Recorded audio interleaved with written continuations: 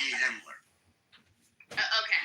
Mock Nazis, which is our tradition. As in, It was making jokes about the Holocaust. Yeah, bro, that's a Holocaust joke. What the fuck are you talking about? Say that again? Elon Musk is not Mel Brooks, you idiot. Well, I think he's trying to be. He's being funny. He's not Jewish. So what? And the next step is going to be I'm telling you, the guy is borderline My family. thing is if you know it's going to be cause, if you know it's going to cause an inflammatory thing against someone, again, why would you go around and then try to to try to say, oh, well, it wasn't a Roman salute, it wasn't that. If you know it wasn't a Roman salute, why are you impressed upon making sure it's the? You know what? It's not. If you didn't do something, it's stupid to apologize. He said it though. Like he's making inflammatory jokes said what? after saying But he did the Nazi salute twice. I don't get it. He's a Nazi sympathizer. That's all Blue Norman He did not. All right, if there's any evidence that he's a Nazi or a Nazi sympathizer, which I've never seen, I don't think you have either. No, I'm not. Yes, you are. Okay, Norm. Thank you for centering yourself. We know you're full of shit. It's time for the next segment, okay? That was going. Lisa, why do you have me blocked? Okay. That was gonna be Girl World. Lisa, why do you have me You blocked? gotta do Girl World for a while. No, Norm, we're done with your bullshit. Go ahead. No, It's time to move to the next topic. Did anybody see the shit today with the Tuskegee Airmen? No, Haitian, I'm sorry. You can't run interference. Lisa, why do you have me blocked? Yeah, so you You guys gonna respond? You gonna stay on mute like a little bitch? did you guys see that? Haitian, stop running interference. Lisa, I see you in the room. Is somebody talking to me?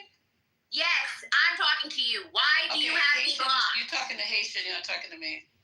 No, I'm talking to you. Why do you have me blocked? I don't need to speak to you in this room. If you want to talk to me, you can go back channel me.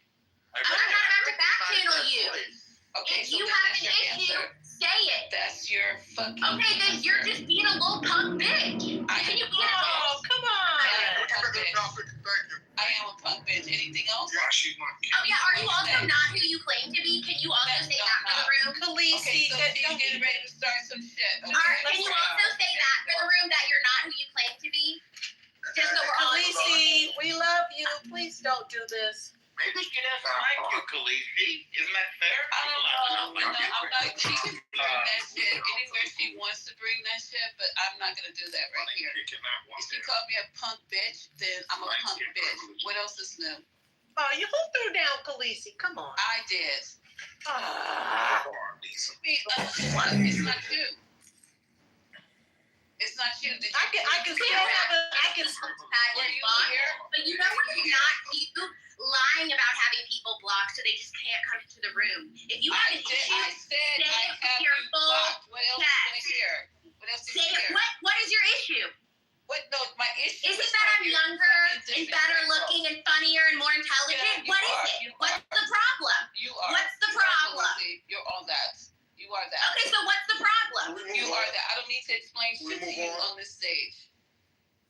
Okay, you don't need to explain shit, but you're just No, gonna I do not. continue to bullshit? I will continue to bullshit.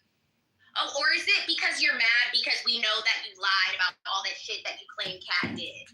Oh, I lied about Kat. You want to bring that shit up on this stage? You did. You We wanna all saw bring it. that on stage, you cross-eyed bitch. I told you I don't want to discuss it right now Oh. on the stage. You want to talk to me? Talk to me in the motherfucking back channels. So you mods, if you letting her do this, that what comes in my room, Channel someone who I has protect you blocked. guys. Fuck But this shit. see, this is how I know you're a scary little muff. Oh, I'm a scary little. Okay, thank you, whoever put her down, and it wasn't me.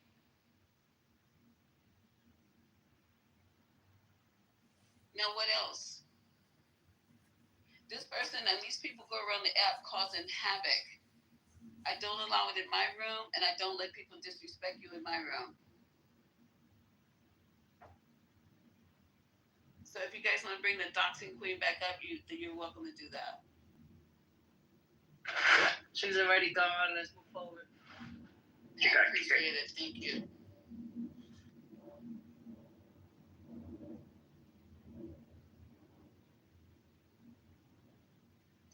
So anybody see DEI, how it's affecting the Air Force? No, do tell. So they had a video on Tuskegee Airmen and also the women pilots that flown during World War II, and that was part of like basic. They're removing it from the training manual, all the training videos. What? Yeah. I haven't seen that one yet. Yep. It's there, ML. That's your Air Force, ML.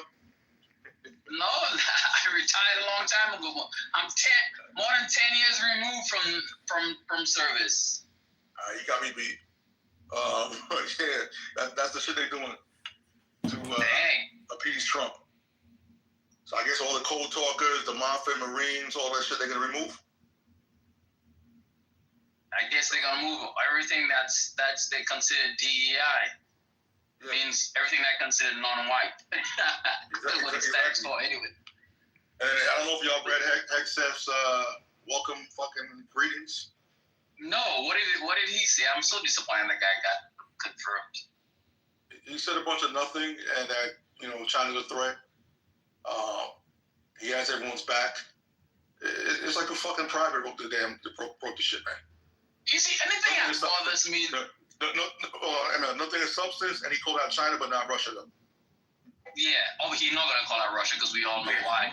The thing that bothers me so much is that I went through so much indoctrination in the military, where your morality, your character, all those things are the utmost importance, paramount. Nothing comes before that.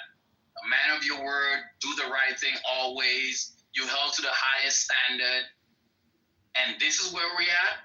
So how do you preach that to your fellow subordinates, how to go about living their life, a just and a life that's morally based now? And you have this guy leading the Department of Defense. That's wild. And this is, the ramifications of all those things. People are not thinking about them, but they will have some lasting effects on the military. And in 10 years, we're gonna look back on this and say, yo, this is where America went off the tracks.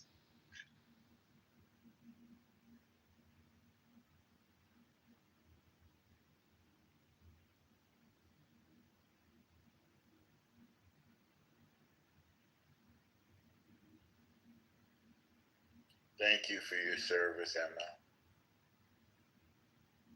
Shut the fuck up, you Nazi sympathizer, homo.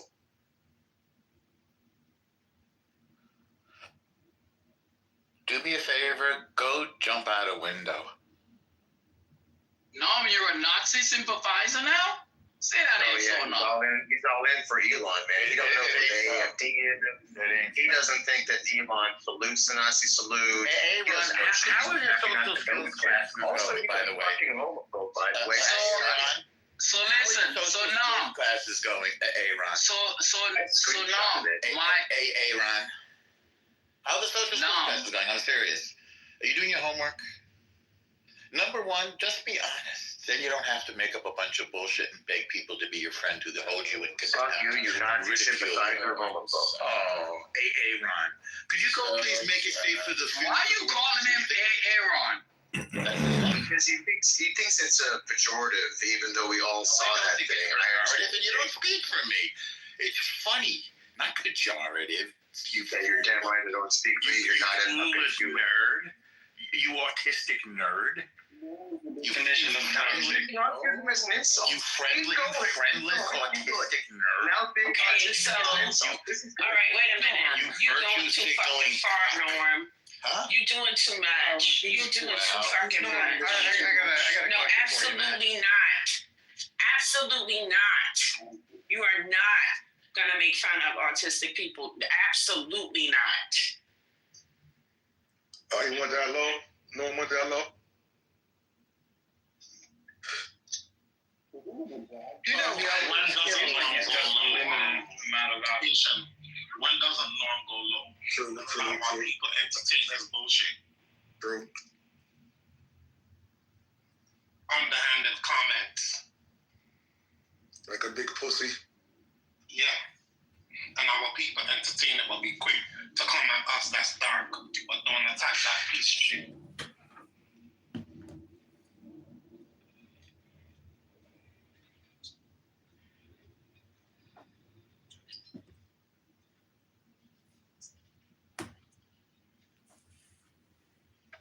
That's why they're gonna be service people.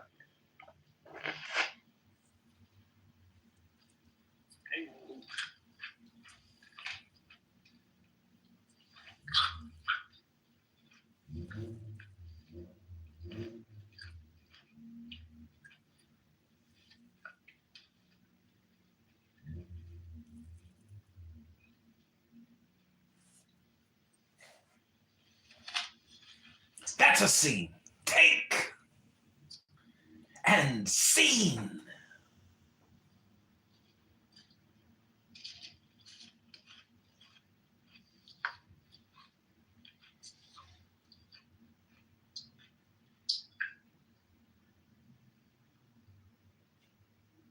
Is this ASMR? Someone chewing this. I didn't hear it. I heard it. I didn't hear it. Who was chewing? Now somebody's making some different noises. What is going on? That's my dog. I was like, damn. Okay. Shut off the mic for the OnlyFans content. Stop! You're not getting no treats. What? What? Huh? What you got? You want to talk to the people? Warren.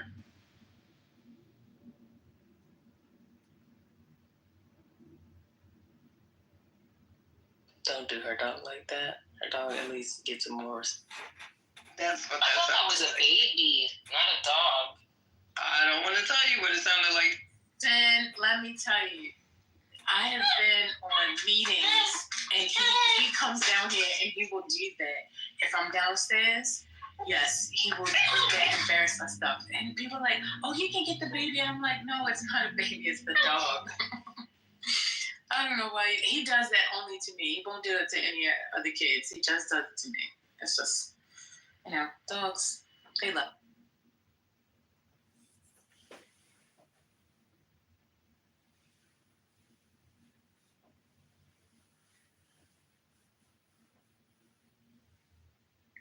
Wondering what a gay documentary is.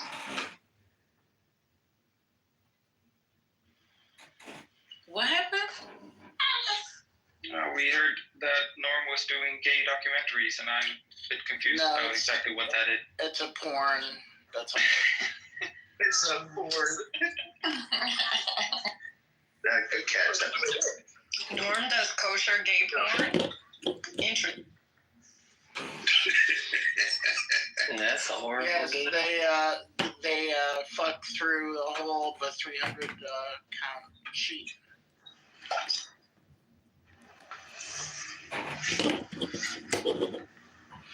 So the first one is called Latino Beginnings. It was for Logo, the gay cable chat. Now, when you get cussed out, don't say anything. Why would I get cussed out for doing pro-gay advocacy? Fucking Nazi sympathizer. Get on. Aaron, you pencil neck geek.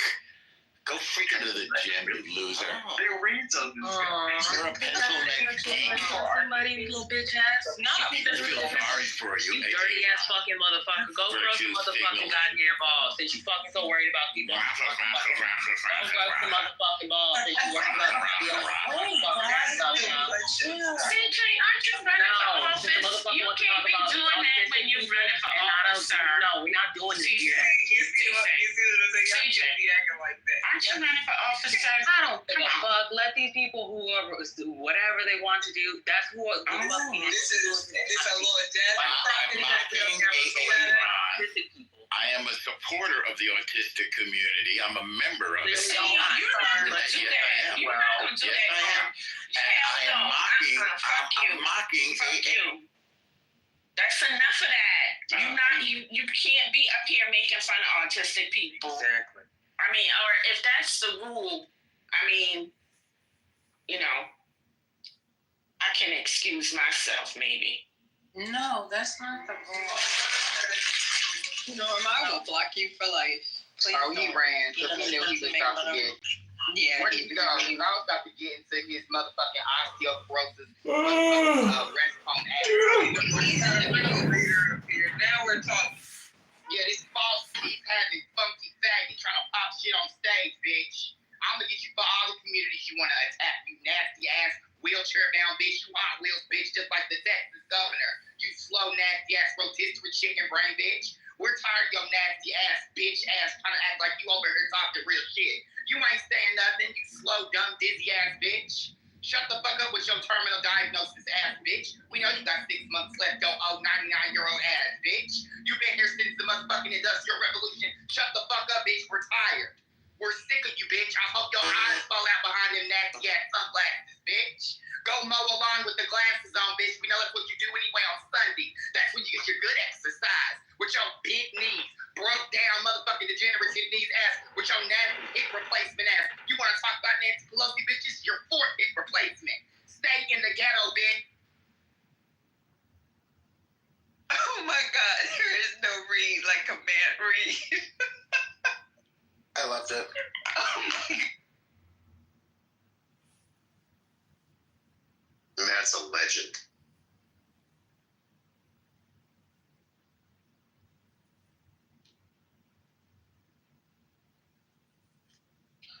Al Sharpton and 100 others are shopping at Costco's. That link is in the chat.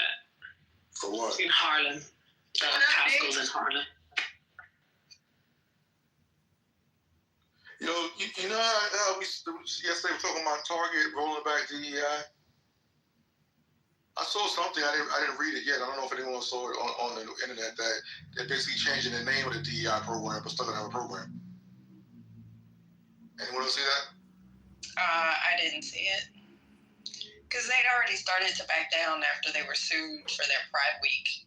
They removed a lot of products, so. But Target can't. That's like their whole thing. Like Target only is become more and more popular because of this diversity shit. They can't really roll it back, or they'll go down. Yeah, because they have the black-owned hairlines. That's the only reason. Cosmetics. Every time it's a holiday, they feature. That's why people was mad about the Pride shit. But they do that for Black History Month. Like they're gonna have all that black shit out, black-owned business everywhere. That's the only reason people go. So it's not like Christmas. Target features minority diversity, whatever the fuck I want to call it. They had all these gift wrap for Black Santa and shit. They're not gonna have nobody in there if they get rid of all that shit. So.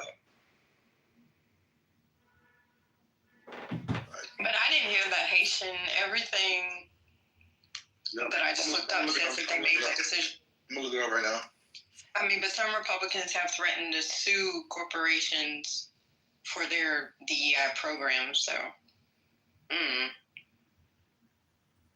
Target is too expensive. I never go in Target. Plus, it's not conveniently placed. That's what I'm saying. They like how they position the whole store now is like it's in cities where people value those things, or it's in areas where people value those things, and it's too expensive to compete with other stores without all that other shit they got going on. So they changed the name of the DEI program to Supplier Diversity. Let me pull up your source real quick. It's on the Business Insider. So they're going to keep the products like Dr. Library Card said and just not hire Black people. I didn't read it yet, but most likely this is a fucking paywall. Because when I think about Target and diversity, I don't know about they hiring and shit. All I know is they keep recruiting Black people to make so they have a lot of Black designers. They work with Black artists, and they'll say make a design, and then they'll sell pillows. They'll sell shower curtains featuring Black women who are artist designs, and it's the Target brand, but it's their design. Or they'll do the Tabitha Brown shit. Tabitha's designs of all this shit, and it's Target brand, but it's Black people doing it. So then Black people go buy it because it's like. I saw her post today. I don't know if anybody else saw it, but yeah.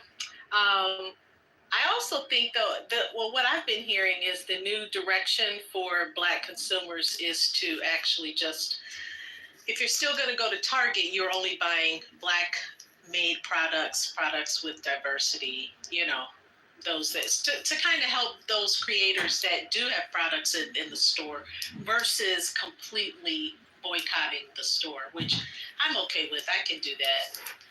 And I have no problem not shopping there altogether. But if I do, I can just make sure I get Black owned, Black made, diverse products.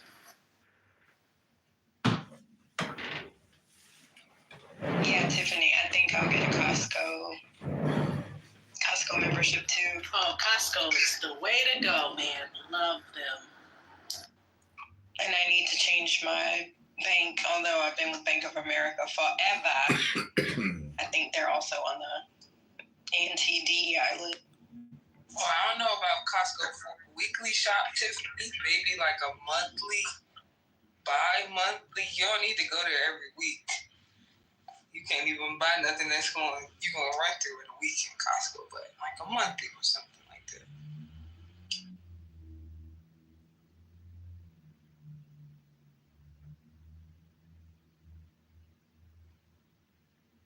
And y'all know We Buy Black, right? Online marketplace. Say it again. We Buy Black. Oh no, I wasn't familiar with it.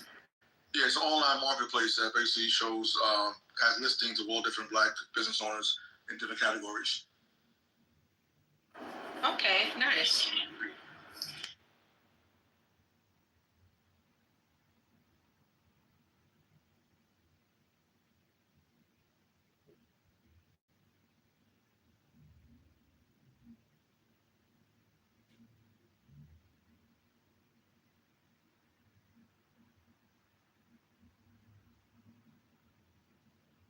I'm about to drop the link in the chat soon.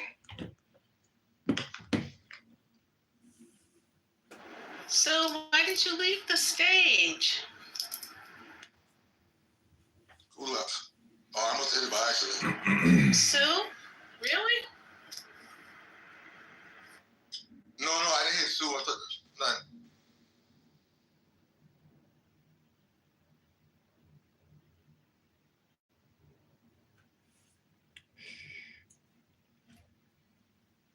Oh my God. The Department of Government Efficiency says in the first 80 hours, approximately $420 million of current and pending contracts have been canceled. 2 leases have also been canceled. Initial focus is mainly on DEI contracts and unoccupied buildings. This son of a bitch. Oh my God. Where are the properties? Do you see where those leases are cut? Oh my God. Let me see this, though. Let me make sure this isn't a joke. I got in trouble for that before. Did you see this? Nope, this is the White House. This is the White House Instagram account. Oh, what did you say, Haitian? Go ahead, Haitian. Yeah, did you see they fired 17 IGs last night? Yeah. No, I did not. I have about 40 friends that are already at home, though. I have about 40. So 17 Inspector Generals were fired last night. Yeah. They also put up. And I believe it was one of them was one from DOD, one from VA, the one from HUD. So yeah. I cannot believe that before you know it, the whole OIG is going to be gone. Exactly. Disgusting. But you want accountability though. Oh my God. No, they Y'all don't. follow this. I'm being sarcastic. Look at this. Oh, I know you are. $784 million in taxpayer dollars for a new U.S. embassy in South Sudan initiated in 2023. This is not a reasonable expenditure. The penny costs over 3 cents to make. Oh, so they want to get rid of the penny. Yeah, it costs 3 cents. It costs 3 cents to make a penny. So Elon doesn't want the penny being made. I've been hearing that shit since like 20-something years. Yeah, me too. So It's not that long, but a long. U.S. aid spends $40 billion of taxpayer dollars to fund foreign aid, $45 million to DEI scholarships in Burma, $520 million for consultant-driven ESG investments in Africa. So they're just using all the damn buzzwords. ESG, DEI. This son of a bitch. Did you mention? Hold on. Did you mention that they did a stop work on all all USAID international projects. Did you say that, Hart? No, I did see that. I did see that they're limiting the foreign aid. The companies that do all of that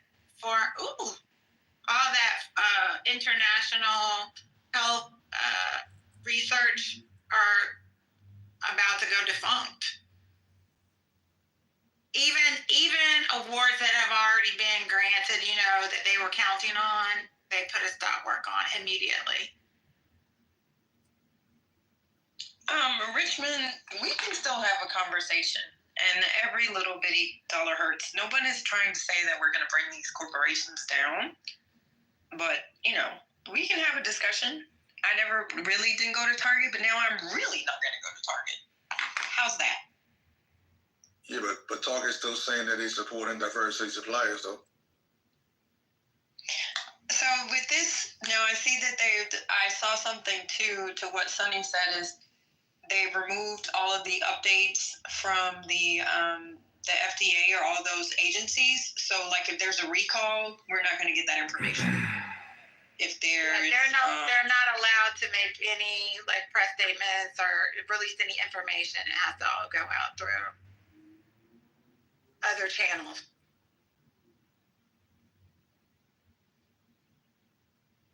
So if there's a salmonella warning, we won't get it. Nah, you get it on your death certificate.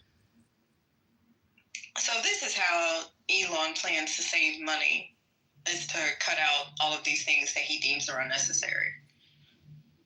So was it going to be either this or Social Security and Medicaid? These fuckers, I tell you. The NIH funding is a blow too. Like them cutting that out, like all the cancer research and everything, all that's been halted.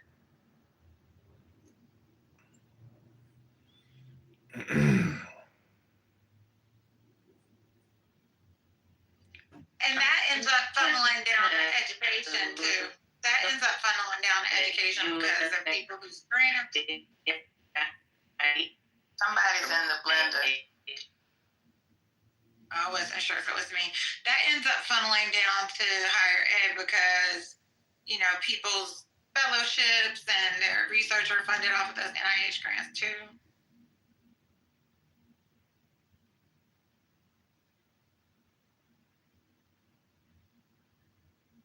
I mean, the reporting on the reconciliation bill they're working on is just nuts. Like they're talking about per capita caps to things like Medicaid. So if your family member is in a nursing home and getting Medicaid, they're going to per capita cut it at a certain point. They're talking about taxing scholarships. So if your kid gets a scholarship to school, tax that. They're talking about a pretty large bucket of extremely unpopular things that they're going to try to pass through reconciliation. So it's not just the executive orders. But he's still going to give tax cuts to the wealthy. Yeah, I mean that's why they're doing it, because after a 10-year. So it can be non-budget neutral up to 10 years, and they have to pass a resolution to figure out how much they can spend. But then after 10 years, it has to be budget neutral. So yes, this is all to kind of skew tax cuts to the most wealthy. I mean, not to be a negative Nelly, but we might have just had our last election. Like the way this is going. And come on, it's not that bad, but it's not catastrophized that much, but come on, not yet. I don't think I'm catastrophizing. I mean, I could see it going two ways. One is they do a bunch of unpopular stuff that creates a political reaction, and that's certainly possible. But the other way this could go is I don't understand why we think we're so much different than other democratic societies that backslide. Like the other way this could go is democratic backsliding, and I don't think that is impossible at all. I mean, generally speaking, I wouldn't say it's not impossible. However, there's not a lot. I wouldn't suggest there's enough shared mission within the Trump administration itself to actually create such a grand scale governance shift as such as like the Third Reich did in Germany. Third Reich did in Germany, you need to do what what they did in Venezuela or what they did in Hungary.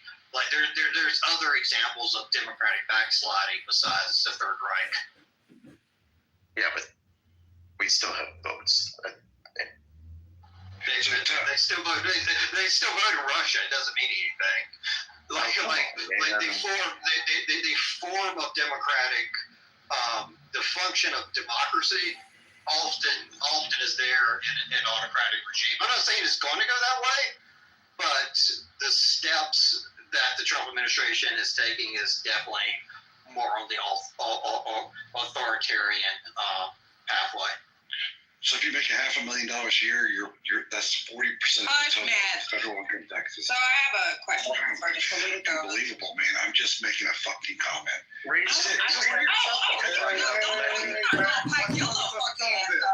always defend your goofy ass. Who the fuck do you think you're talking to, bitch? Calm your ass the fuck down. He was just in the middle of the sentence, that's all. The fuck out of here. You don't back up to all of these niggas up in here, but you gonna back up to a black woman? Fuck the fuck out of you, bitch. They fucking call you stupid, racist, all this other shit, and you don't back up? Fuck you, you pussy ass nigga. Lost your goddamn mind. What is wrong with you? That's why you my side vote. You bust the bottle. I'm so sorry. Who said that side? Yeah. You're responsible. Wait a minute. Yeah. Oh my God. Like, bro. Okay, for the politicos, I apologize. So, what Sonny said, stopping the funding, can he do that for funds that were already allocated to Ukraine? I thought. So there's an Empowerment Act. So this is something Nixon got in trouble with in Congress. So there is an Empowerment Act that Congress passed that essentially says if Congress authorizes a program and they appropriate funds, you have to execute it. And how you execute it is something that's up to the executive, but you have to in good faith execute it. The question of impoundment hasn't really been checked with the courts yet. I would think even a conservative court would say you can't impound funds because it would be a huge shift of power to the executive if any president can just say, I know you said do this, Congress. I know you gave me funds to do it, but I'm just not going to do it. Like that would be a huge shift of power, and I would think that even this level of conservative court would uphold that. But I think that is one of the first tests that is coming down the pipe. So, Brent, how is this different from the issue with the Ukrainian weapons before, when he withheld the weapons that were already allocated? How is this different? What do you? I mean, I don't. You'd have to. Well, that was the source of his first impeachment, right? The attempt to extort information from Zelensky on the Bidens before he would give them, I think it was like the missiles or something. Yeah, I mean that was the discussion, and come on, man. I mean, I think that it never really. It was more the threat of that got him impeached to begin with.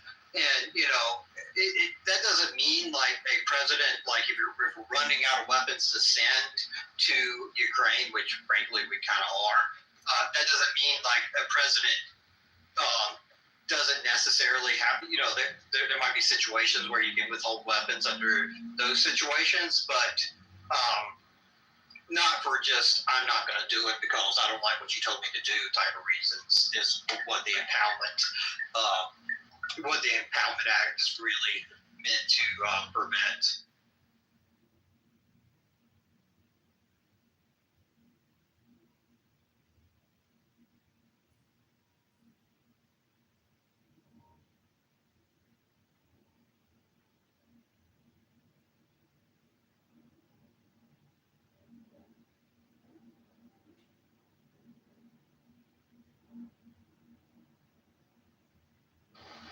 But I mean, it should be, the power of Donald Trump is going to be whatever the other institutions in the government are willing to stop him at. I mean, he's obviously willing to make it unconstitutional orders with birthright citizenship. He's willing to violate the law with firing all the IGs like he did today. So the big question of these next 2 years is just how much is the court, which he stacked, willing to kind of contain his power. Yeah,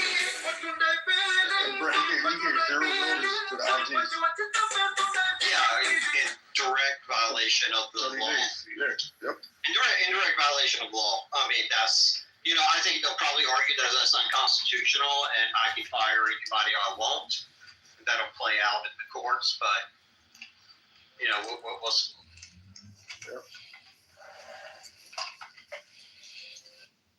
Oh, sorry. I think I'm just so shocked because we know he's not bright enough to think up all these things. So I think what most is upsetting to me is the fact that there are groups of people that think in this manner, that support and help create this monster that he is. To tell, his legal team that can tell him this is how far we can push it. Whatever. There's something in this that none of us know about that is going to benefit him greatly. We know he owes a lot of fucking people for this election. He owes a lot of people. And I'm thinking, I guess my best case scenario is, okay, the next 18 months, he's going to just go crazy until, I think we'll win the House back in 18 months. But until then, yeah, he's just going to go bonkers. And I think maybe that'll give all of his cronies enough time to make some money back, removing DEI, removing contracts. I think it'll give them time to make some of the money back that they gave him. And that's just my theory. I mean, hopeful. Yeah, I mean, you can't help but be hopeful, but as far as a playbook, I mean, there's a Newsweek article today, 75% of these executive orders is coming straight out of Project 2025. I mean, you had a conservative movement over the last 4 years to plan and execute this, so he's not thinking up all this on his own. He's got a group of people that are willing to go to bat and try to, essentially fundamentally change the United States. We'll see if they're successful. And I don't think they're changing it for any reason about making America great or better. I think it really is just about their greed. I really think that's all that this is about. And anybody that gets in the way of that train from them getting what they want, which is the money, they don't care. I just can't believe the whole damn OIG. I'm shocked by that. I didn't even hear that. They all received emails from last night, the 17th. Oh my God. I mean, I think another real problem that's underreported is the whole crypto coin thing, which is basically making it very possible for any government or entity or person to fund him with millions and millions and millions of dollars to actually play favors and do whatever they want. And they can make as much money as they want, and they can give it out to whoever they want. And that's the thing that scares me, because this is unprecedented. And the fact that nobody on the Republican side or whatever is standing up to that, because this is a real, real problem.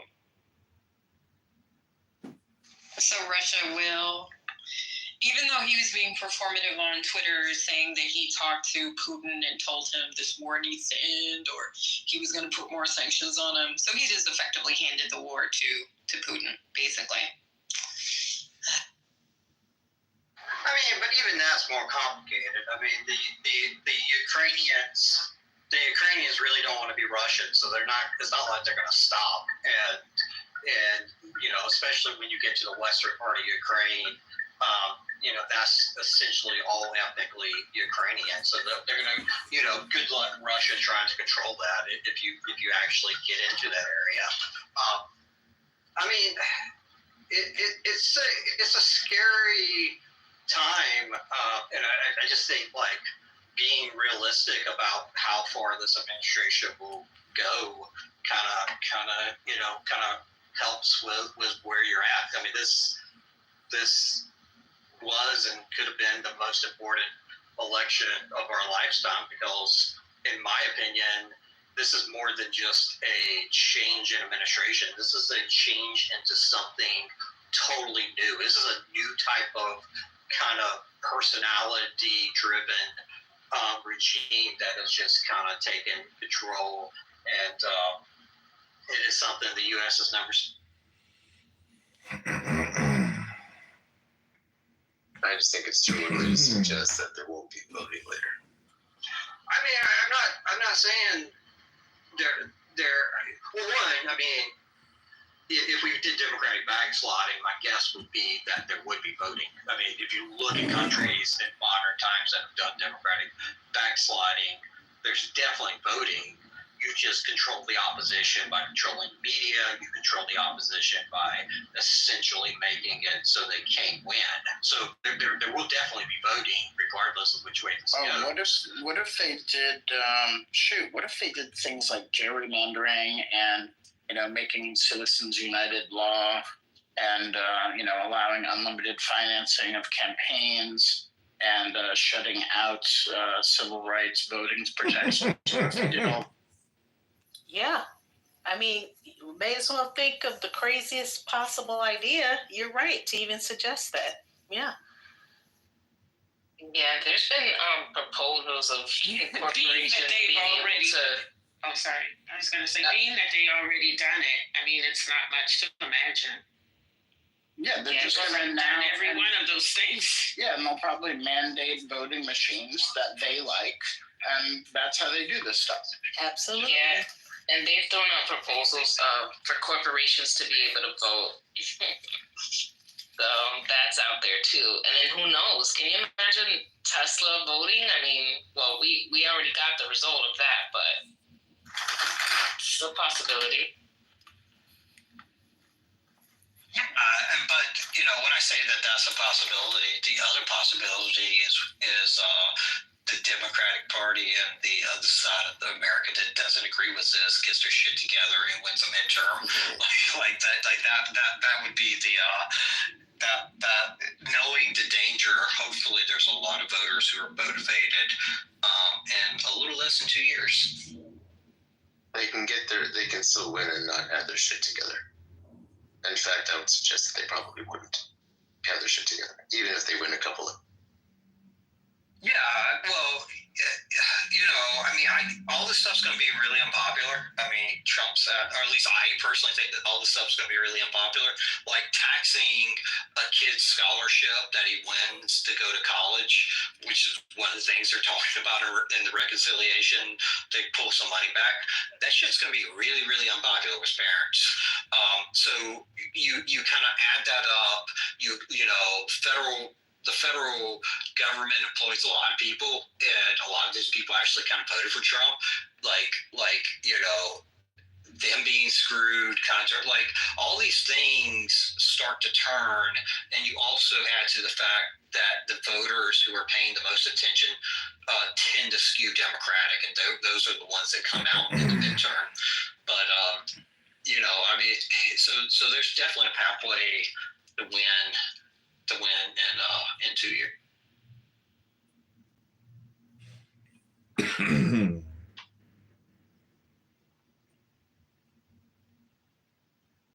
I'm also concerned about this crypto initiative. He's going to keep coming out with new meme coins. And people just transfer. I still can't believe that no Democratic leaders are really just tackling this. It's the corruption potential is crazy. I mean, there's already corruption, but the potential is unprecedented.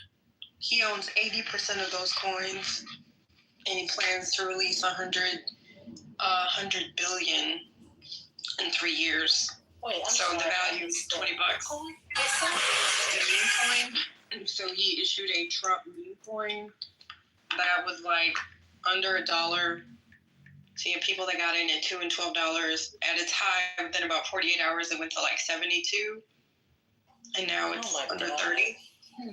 Well, And Melania issued a coin as well. Like a couple of days later, an official Melania meme coin. So these are just, it's not a valid investment. It's called a rug pull. So people put in, and then you hope to get out at the top. And it's really bad for an American president to be tied to these things. I'm concerned he's going to try to do something with the currency. His crypto czar, plans to, Gary Gensler is gone. SEC head, that's also very crypto friendly. I'm just concerned about, people losing their money. Really, people like racist and that want to go and lose their money. It's like, Well, I'm trying to figure out if they give all the money to all the really, really, really rich people, who's gonna buy their shit if we've got to spend all our money to keep our loved ones who need to be in nursing homes, off the street? I mean, what's their end game if people can't pay their mortgages? They think that people are going to do the jobs that immigrants normally do because they're not going to have any other choices. I'm not sure where we're going. I think it's Elon's robots. That's my conspiracy theory that I'm kind of sitting with, because he's talked about how we're going to have to make people uncomfortable. So if you look at a lot of the steps that Trump is taking in Project 2025, if he puts the tariffs in while at the same time removing migrant labor, which, yes, of course, is terrible, but there's no but there. It's going to crater the economy. It's seriously going to crash. And since he doesn't want to fund federal agencies right now, such as FEMA, and get rid of the Department of Education, and what would that create exactly? That thought is not pretty. We only had one depression in this country, and that was in 1929. If we had another one, I don't know.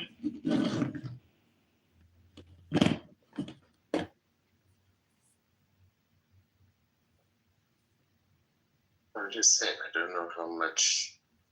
I'm just not sure everybody's as in lockstep as we think they are.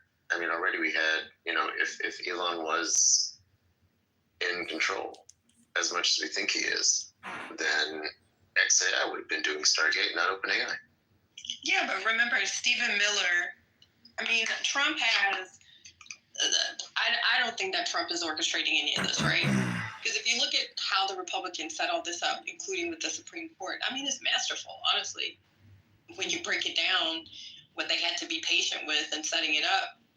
So Elon has already taken pot shots at Sam Altman, who's over OpenAI, that has ChatGPT, basically saying that they don't have enough money to come up with all this funding, which is kind of funny since Elon received federal subsidies himself. So I don't think that's Susie. This is just my opinion. Stephen Miller is a actual white supremacist. He's never going to accept somebody like Elon because he's just not inherently American in his opinion. So I think that this is going to make Trump look good, but it's also going to be a pain in Elon's wazoo, which is why he's being shady on X about it, because he's not one of those CEOs. He wanted to be the president of Doge or whatever. So that whole little dynamic is going to be interesting to watch. I just hope they don't destroy the country in the process of trying to, one up each. It's that kind of behavior that makes me suggest that they don't have as much of a shared mission as they might try to suggest that they do. There's been a lot of internal bickering. People have different reasons and intentions for being there, different aims and ways that they want to do things. I don't know. I'm not saying it can't happen. I'm just saying that there just seems to be a lot of chaos in there.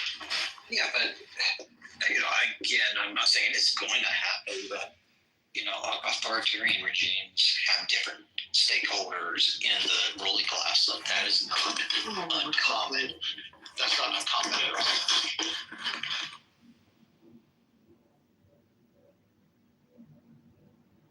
Steve Stephen Miller is Jewish.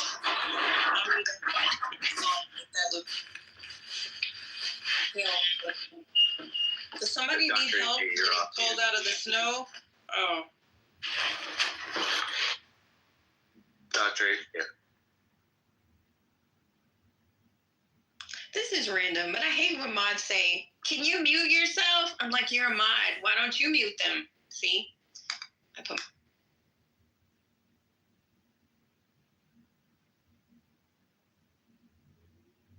I mean, the other thing also is like Stephen Miller, as horrible as he is, also got like a demotion essentially. What do you think about it? How? What? He's not an advisor or whatever he was before? No, he's deputy chief of staff. Yeah, but he's got Trump's ear. You know, he prefers to be. I haven't seen him be this vocal in a while. Now, he was vile during Trump's first administration, but he still got Bannon's sloppy ass. I don't know. It's just every time somebody says Trump can't do that, Trump can't do that, it ends up happening. So I've got to go with worst case scenario here. I mean, I could be wrong, but way I see it, the woman, I can't remember her name. It's 12:30 right now. But the woman who's the chief of staff, like, she doesn't suffer fools lately. The reason why I would suggest that Stephen Miller's being more vocal right now is because he doesn't have as great an avenue to work behind the scenes. Was he this vocal in the first administration? I don't think he was, but I'm hoping to be proven wrong. No, remember Megyn Kelly shouting him out, which her funky ass, during the quote-unquote rally the day before, which was so tacky but so strategic as well. She called out Stephen Miller, saying that he's responsible for the border. I don't remember him getting shout-outs in the past. That's what I'm saying. A lot of the people that he's engaging with, it's almost been normalized. I know not by the people in this room, but great in the press. Yeah, but now you're straw manning, not 1,000. But no, I'm just thinking about what this would look like in real life. But you're not listening or thinking. That's the problem. You're saying, but you're not thinking. So you take somebody who's responsible for multiple terroristic deaths. Somebody's got 20 life sentences, so that's a good guy to get rid of. Okay, so, but I mean, that's a long stretch from Israel actually doing it. I mean, they haven't executed a single person since Eichmann. I believe he was the only one. This is why you get thrown out of rooms, Mike. This is why people throw you out of rooms, because you don't listen or think. You just I ask tough questions. Yeah, no, I get. No, I it's because you understand. don't think. No, Like, I you don't make understand that sense. critical thinking is hard for other people. Right, and you've never done it, so it must be pretty. Okay, Norm, whatever, buddy. Israel doesn't have a death penalty law. That's a simple fact. So that's what we're talking about. Israel does have a Instituting one. death penalty law, they just don't use it. Exactly. So I'm asking myself, how realistic is it that Israel would make that this would become their deterrent? I'm just asking myself, do I feel like this would really happen in the real world? And my answer is no. I don't think they would have the stomach to do the death penalty on a large enough scale to create a real deterrent. Right. No offense, you're the guy that thinks Israel is on stolen land, Mike. So everything that follows from that. What's that? I never said that. Yeah, you did. You said it repeatedly, and I double questioned you on it. You literally said they stole land. So, I mean, do you want to dig into facts and history? I mean, if you're talking about individual people, or are you talking about collective? I'd rather pound chopsticks there were into my ear. individual people who were deprived of their land. I'd rather pound chopsticks into my ears with a mallet than talk to you, Mike. But I mean, that's a fact. You can't change history. It is what it is. See how he just continues? You can deny it, you can twist it, you can reframe it, but there is a reality out there that actually happened. I know some people have a hard time This is grappling with breaking news. details. This is breaking news. There's a reality out there that happened. But, you know, what is the consequence of that? Stop the presses. That's a totally different story. Stop the presses. People actually have a nuanced understanding. Stop the presses. The critically thinking, nuanced person just said there's actually a reality out there. Hang on, I want to definitely put that in the title of this. I mean, what's your claim? That no Palestinians ever were deprived of any property whatsoever? Is that your claim? My claim is that you don't. It kicked me. Son of a bitch. That one went away too? How did they know that? Wait, In 24 hours, and that's what he wants to do. He doesn't want to wait around for 7 months till the city hires some demolition contractor that's going to charge him $25,000 to do his lot. I think you have emergency powers just like I do, and I'm exercising my emergency powers. You have to exercise them also. I did exercise it. I look at you have a very powerful emergency power, and you can do everything within 24 hours. Yes. And if individuals want to clear out their property, they can. Yes, but you know that you will be able to go back soon. We think within a week. That's a long time, a week. I'll be honest. To me, everyone's standing in front of the house. They want to go to work, and they're not allowed to do it. And the most important thing is a long time. To be safe.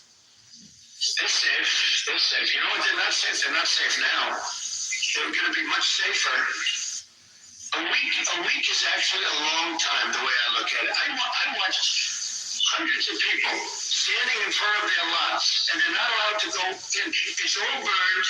It's gone. It's done. Nothing's going to happen to it. It's not going to burn anymore. There's nothing to burn. There's almost nothing to burn. And they want to go in there, but the people are all over the place. They're standing, and I say, why aren't you going in? We're trying to get a permit, and the permit's going to take them. Everybody said 18 months. You said 18 months. You said 18 months.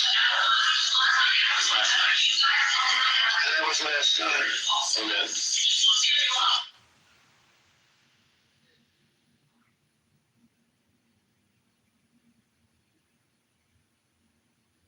So he's having a problem with the timing and saying that she should have did something, and that's the reason why he don't want to get him the money. What's going on? That was a lot of yelling. Yeah, so I'm gonna tell you who was sitting. It was that's the mayor or the governor from Cali that was speaking. That was mayor. She's a mayor. Okay, so it was the mayor. Then it was Melania. Then it was Trump. Then Elon Musk looking like, which way did it go? Which way did it go? You could just see that he's just looking up in the air like he don't even know what the fuck they talking about. I didn't get to see who was on the opposite table, but I got to see who was sitting on the longer part. But I guess people want to go and clean up stuff, and he wants them to go now, and she wants to make sure everybody's safe. I don't know. But he ain't saying shit about the money. I want to hear a video about the money. The air quality is so horrible over there. It's uncertain if folks can even get safe water over there. It's still quite dangerous, and also I don't think the fire is totally contained yet.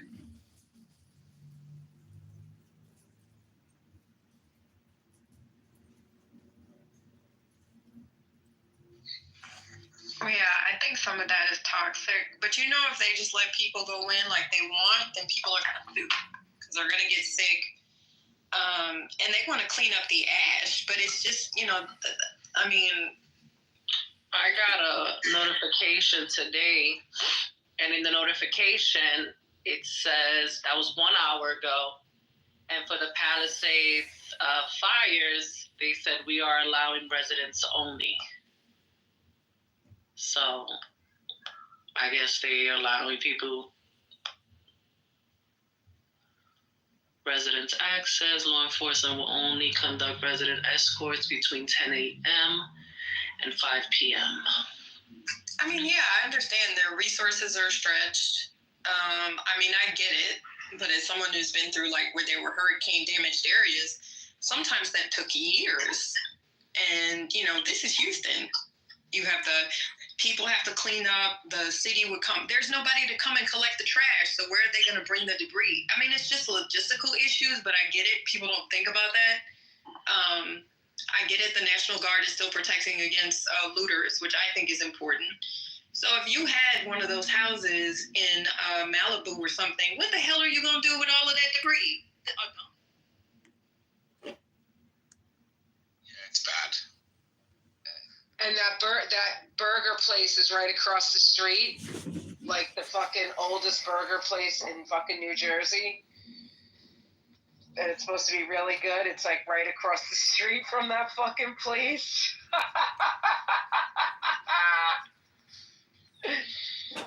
Rideau, hold on.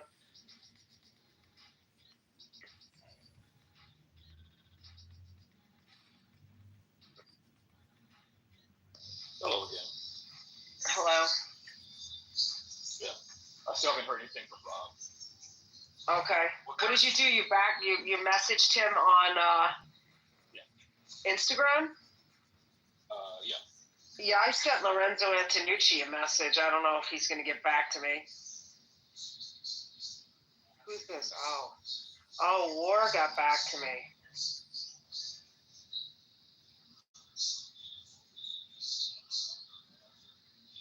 Remember War? Shit. Yeah. Yep. Come down.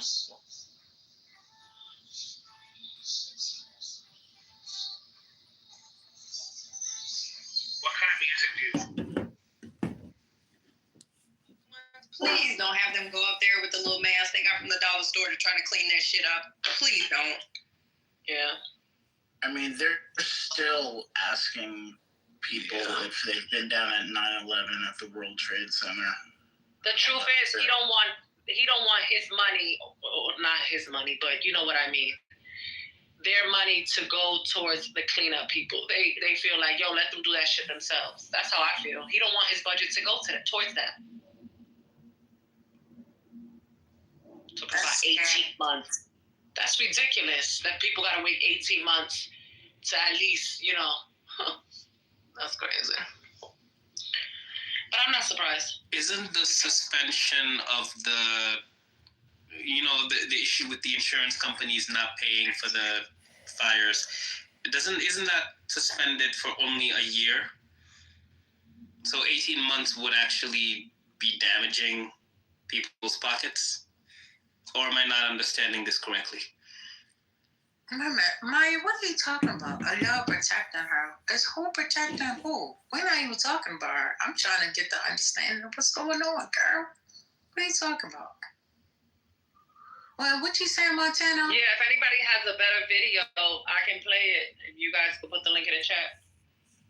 No, I was saying 18 months, because California put a pause on, these insurance companies not covering the damage from the fires for a year.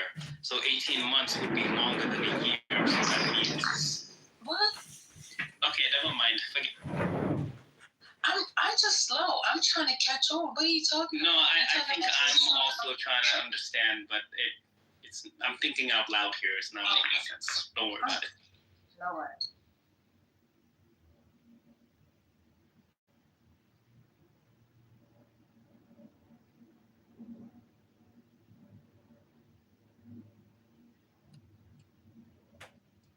All right, I just went and looked for another video. Hold on. All right. Well, wait a minute. Michelle says 18 months is the typical timeline for a permit. They did state last week that the people that lost their insurance several weeks before that, the insurance company had to reinstate. Okay, that helps a little bit.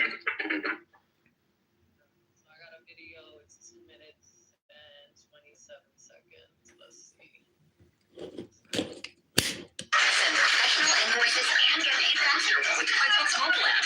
Know when they've been viewed and know when you're paid. Also, also on tariffs. I often agree with you on tariffs. But how about no tariffs on building materials for the next 3 years? I'll take a look at that, actually. Mayor, please. Yes, first of all, let me just take the opportunity to officially welcome you to Los Angeles. Really appreciate you coming, and especially just a few days after your inauguration. So I want you to know that your presence here is very much appreciated. Let me also say that I know you had an opportunity to see the devastation. You've seen the extreme loss and grief that people are going through here. And we are 100% committed to getting this neighborhood rebuilt again. You mentioned a couple of things in terms of us expediting. So I signed executive directives right away so that we could cut the red tape. We can get people back building as fast as possible. And we're going to continue doing that. One second, you're saying they will not be allowed to start for 18 months. No, that will not be the case. Okay, I just hope you can hold me to it. 4 groups said that. No. That would be a they should be able to do it. They should be able to start tonight. That will not be the case. You know, first we have to take care of to make sure that there's not getting rid of the hazardous waste, cleaning things up so that people can start right away. And just like you said, if somebody had their house was destroyed and they're going to rebuild essentially the same, maybe a little bit longer, a little bit higher, they really shouldn't have to go through much of a process. So I want you to know that we are expediting that. We absolutely need your help.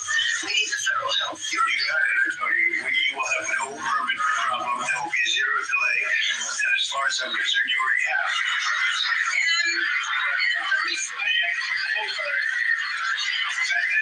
I've been at least 8 groups of homeowners, and I'm much more worried about the fact that they said it's 18 months exactly, and they were devastated. They want to start down. They want to start removing things. They're not allowed to do it now. And you mentioned hazardous waste. Well, hazardous waste.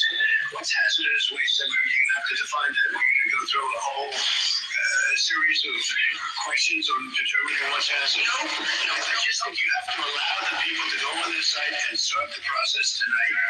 And we will. Okay. You can come back and check. Yeah, she's not ready for prime time.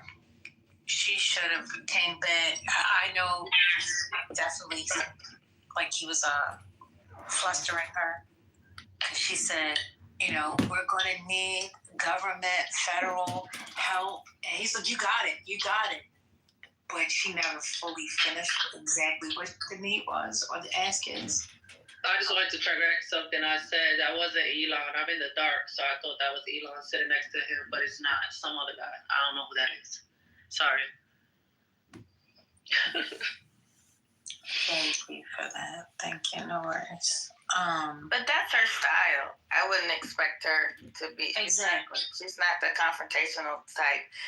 To me, she came off the way she was supposed to, reiterating the safety concerns of her constituents. He sounded like a jerk saying that you need to specify what you mean by hazardous. We have whole industries in science and regulations that he ignores that are built on classifying what is considered hazardous waste. He just sounds like a jerk. And it's very difficult to talk to somebody it's very difficult to talk to someone like him without making them look stupid. Yeah. So the best thing to do is to go and like kind of shut down, because I could definitely see me saying something like, well, clearly you don't know what this means. So instead of saying something. Exactly. And I also think that she kind of backed him up, because he was doing all this bad talk about how he wasn't going to give them any money and all of that. And then when she was like, yeah, we need this money, we need your help, he's like, yeah, we're going to give you everything. Well, I'm glad to hear that, because we really need, like, it seemed like she was fast. She was taking him fast, too. And he didn't get a chance to do that backpedaling like he likes to do. Yeah, it's like you're right. I didn't even think about that. She has to walk that fine balance, because you know how Black women that have any type of assertiveness trigger him, and you know I was really like on pins and needles listening to it, because I was like, if she slips, he might throw out that nasty woman, and then I'm gonna be triggered. So I feel sorry for any Black woman with any type of power and authority having to thread that needle when they're dealing with him. That's a fact.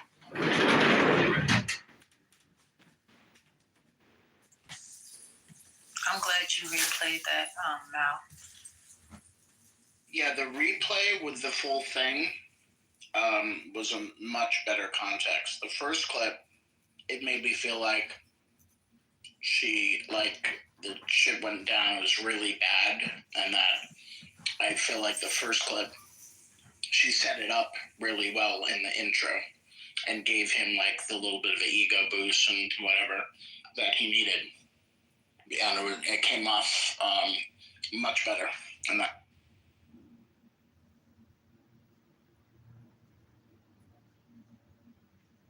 Oh my God, I hope that's not true.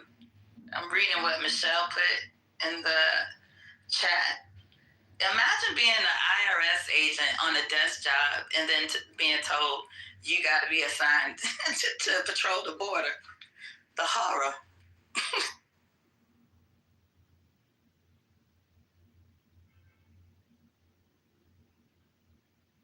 Yeah, we need a link for that, Michelle. Can you imagine the amount of training that they would have to go through in order to do that if they would even be effective?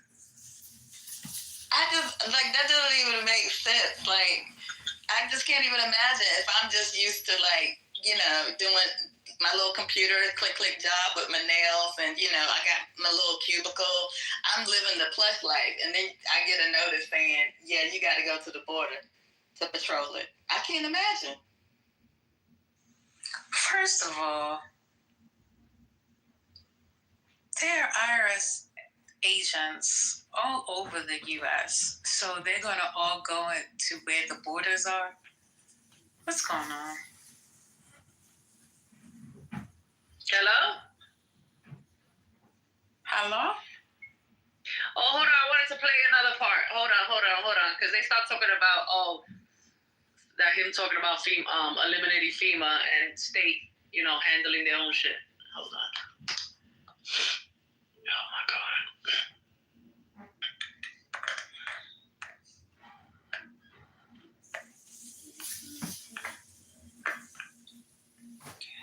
We absolutely need your help.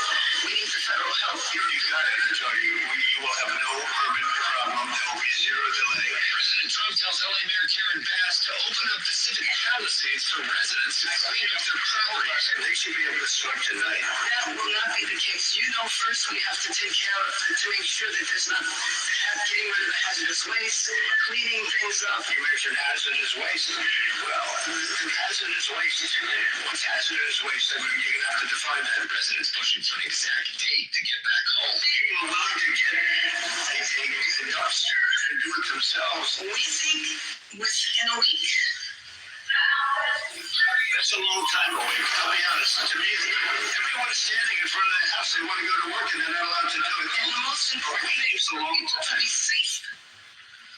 This if the president touring the fire damage from the air and from the ground. I don't think you can realize how rough it is, how devastating it is until you see it. President hosting a freewheeling, hour-long spontaneous discussion with leaders from both parties. George Whitesides is a Democratic congressman from Santa Clarita. It felt raw, and the emotion in the room was strong. The president suggested he's open to eliminating FEMA. Each state should take care of their problem and get money from the federal government. Earlier, the president suggested California's federal disaster aid could be based on two conditions. Voter ID, so that the people have a chance to vote. And I want to see the water be released and come down into Los Angeles and throughout the state. Those are the two things. After that, I will be the greatest president that California has ever seen. We never condition aid for disaster victims.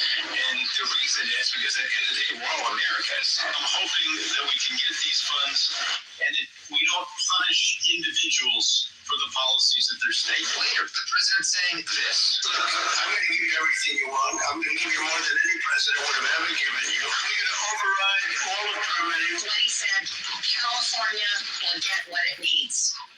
But you notice he didn't say the relief. He was talking about permits. I read it in a broader fashion. I guess I'm trying to be optimistic here. We really want to thank you for that. Republican Assembly Leader James Gallagher, like somebody heard that we need to do better to prevent these dangerous fires. We heard that a lot. Remove the regulatory barriers. The president agreed to meet with Governor Gavin Newsom at the climate at LAX. I did not invite him to the firehouse meeting. I have all the expectations that we'll get over. FEMA was extremely helpful. That was the old days when FEMA was good. Congress also was invited inside. That was very different than a Joe Biden meeting. You talk about just what it felt like in the room and just the freewheeling nature of what we just saw. I love it. I think the people love it because it is a very open discussion. And I think anybody else put it in there, but like you saw, it's one of them there. He had to push back pretty good too. So this is what people want. President's visit coming up on our political show. The issue is from here and from Washington. I also sent it. Whew, that audio was nail biting, but it was good because it slowed it down. I was able to hear, so that was good.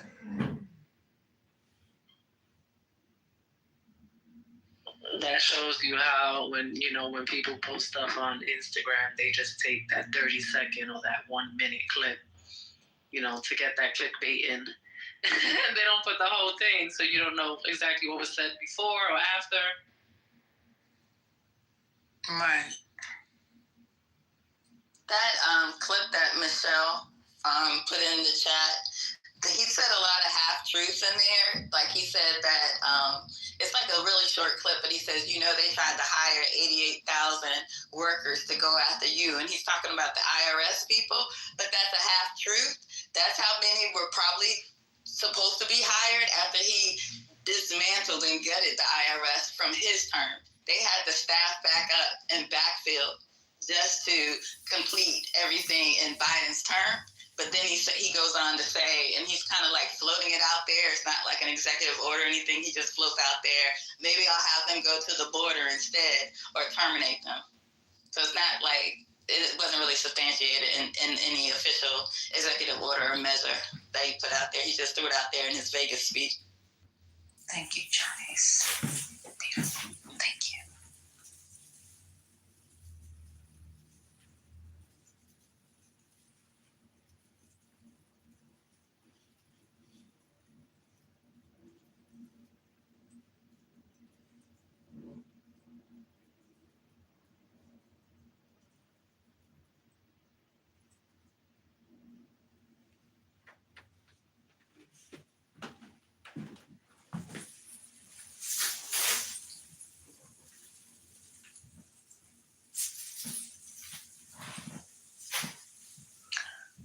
So Trump said he's going to give you everything that you need. He's going to do more than any other president would have ever done. You're going to get the permits and all that you need. So this means he's not going to give them the money. He's just going to give them the permits. What's going on?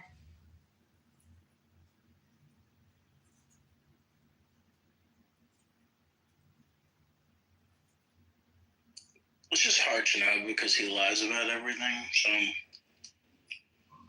right. But he'll be the greatest president that California's ever seen. Like he cares. Like he actually cares. You heard him say it, right?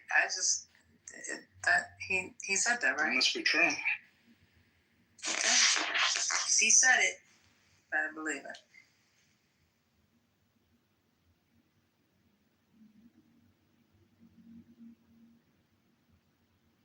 I mean, I think the only... You see that he didn't allow the governor to come, Cali's governor to come to the meeting.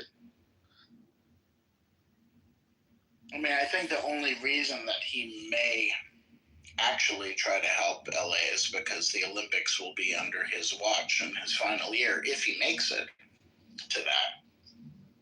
And if LA hasn't rebuilt really well by then then, it's going to be hard to brag about it when he's bragging about the Olympics. That's a fact. Yeah, if you definitely cater to his ego, because he's going to want to have the biggest and the best Olympics of all time, for sure. But you know what else I was thinking? It's so funny that, he has, based on his level of understanding, he always asks questions and gets hyper-focused on things that he can grasp. And I was wondering when the clip was being played, like, out of all of the recovery and disaster trips that presidents go on, I was trying to remember when I had to hear at like a granular level talks about permits. But then I thought about it, I was like, this is somebody that thinks he understands construction. And then when I thought about it, I was like, oh, so it makes sense that he would say, well, let them go in and rebuild and clean up, because if he had to pay for it out of his own pocket, we know he hasn't paid. There's still contractors out there right now that he hasn't paid. So it would make sense. So it's all checking. Like he doesn't want to pay for the professionals to come because he didn't want to pay for it when it was on his job. Look at Atlantic City. Well, I was amazed by the hazardous piece. He was like, "You're gonna have to explain that." And it's like you were in constructions for many years, sir. But you don't know what hazardous is regarding the fire? What's going on, sir? Does he play like this, or is he for real? I think he's for real. He's playing White House. I think it's in between. He's playing the character called the president right now. Patty. Well, he didn't know some of those executive orders he was signing because he didn't read them. Now I was gonna say that's scary, but yeah, because he'll read it and still sign it. So I don't know which one is scarier. With his marker.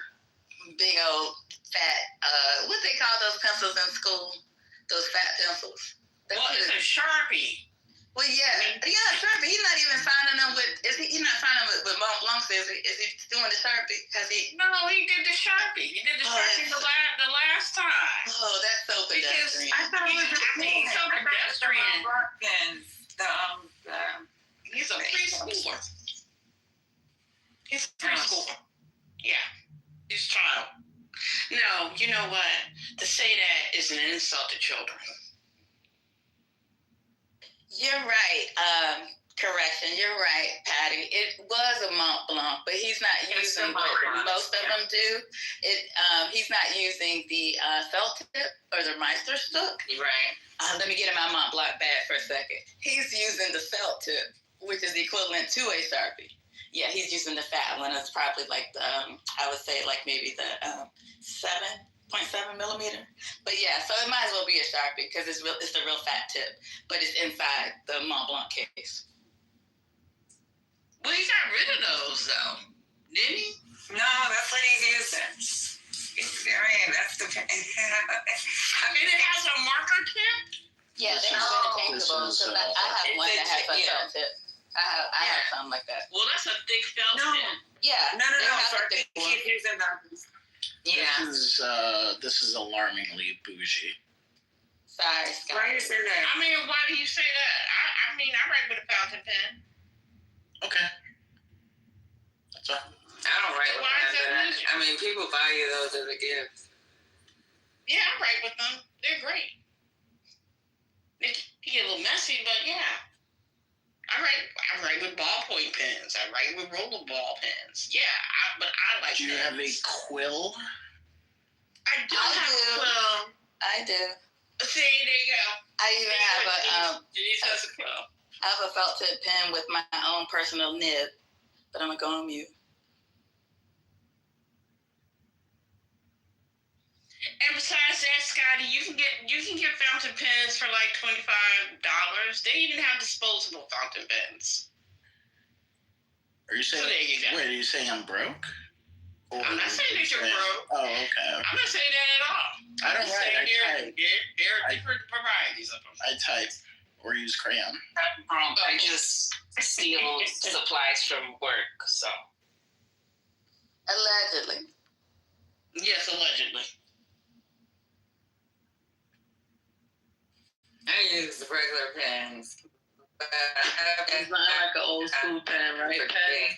It's like promote the gift.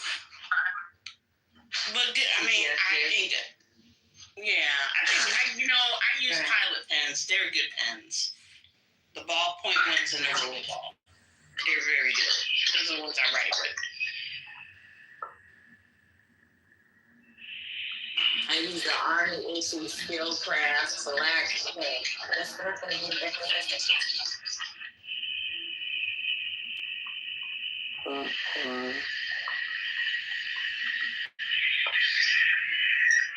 Those are lots of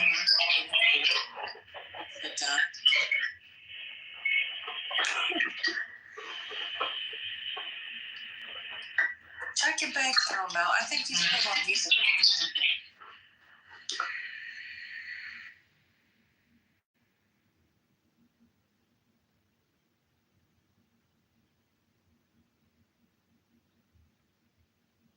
There's been some slight trauma in here today, Penny. What happened? Never mind, I'll talk to you. All right.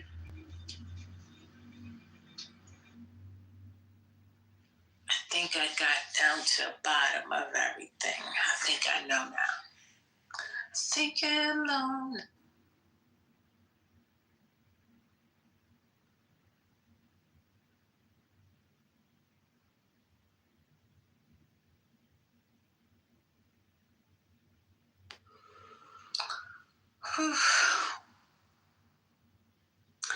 So who's this artist in your photo?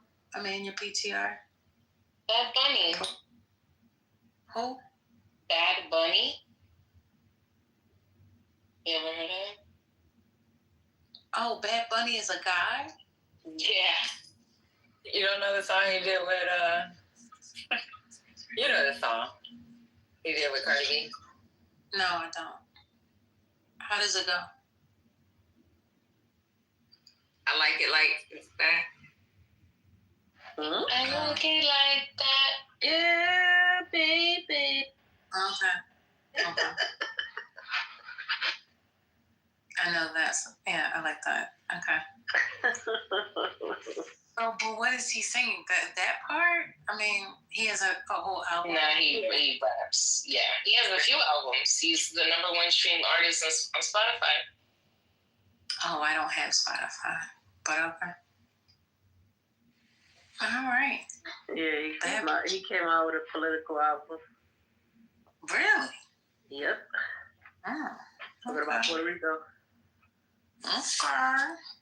About colonization, and it's crazy because a lot of Caribbeans can relate to the album. So you see other people, they probably don't understand what he's saying, but they I don't know, I could relate to this. That's what Haitians talking about. Oh, I could relate to this album.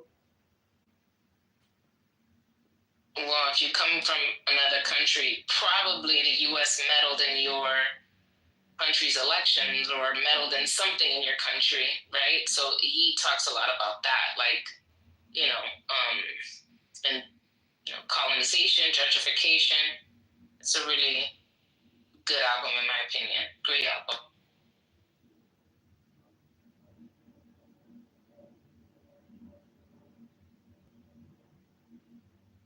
You know this song?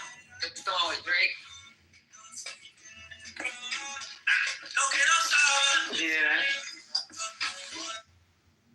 Yo, and I even heard Palestinian people singing his music is because he talks about he has a song where he talks about you want to take my rivers, you don't want my kids to be raised here, and that's what's going on in Palestine, right? They're trying to remove them while they rebuild the land, right? They want to remove them to Egypt, or there's rumors flying around. I don't know if these are rumors or not, but there's talk of relocating them temporarily, the Palestinian people, to Egypt and even to Bali. But I don't know how true that is. But yeah, imagine you're from there, your kids will not be raised there, and who knows if they're gonna be ever able to come back. It's sad. think the best part was when he was in the train station with Jimmy Fallon. Yeah, it was amazing. Yeah, it's cool. Jimmy Fallon crazy. I love Jimmy Fallon. He's so funny. He had his tambourine.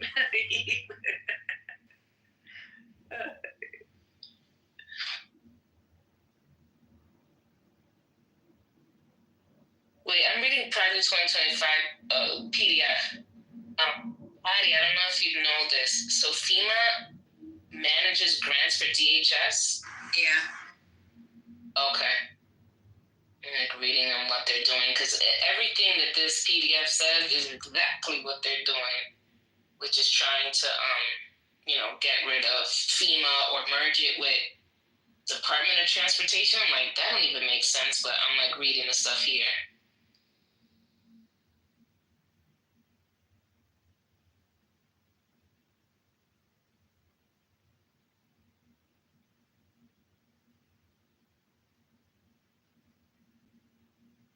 This shit reminds me of, remember the boss, the Homer Simpson's boss? He was like always evil and always like up to like an evil plan. I imagine all the authors of Project 2025 as like Homer Simpson's boss, just coming up with this evil shit.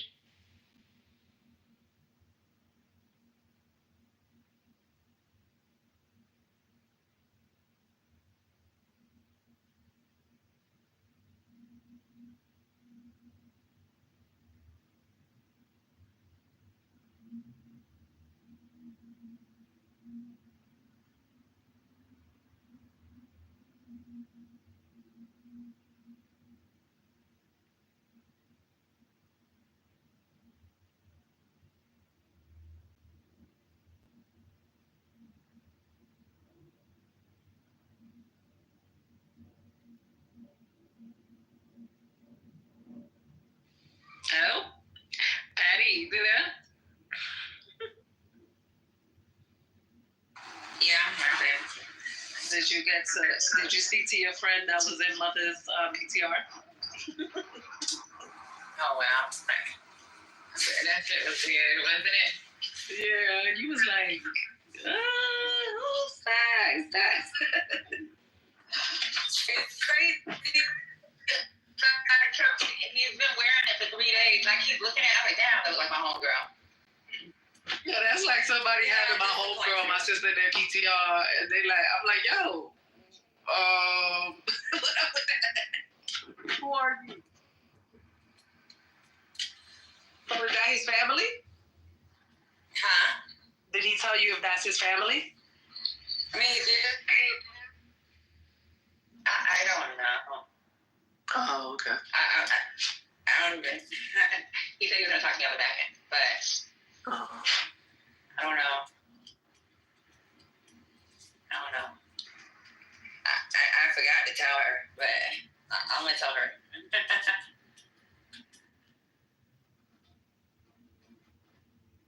Okay. I'm just gonna ask her. It's my name. I'm not his business.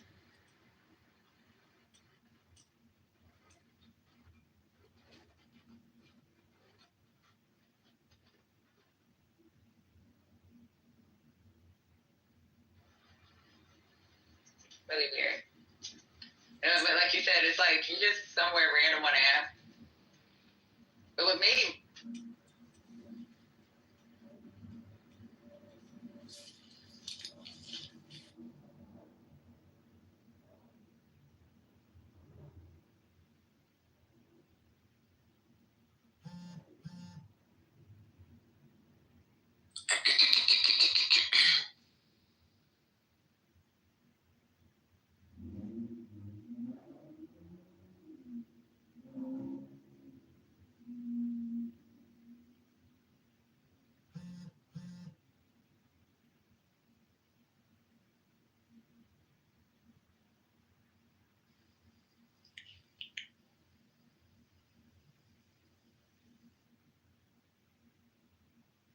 But if he knows her, he might have a little thing. But she be extravagant.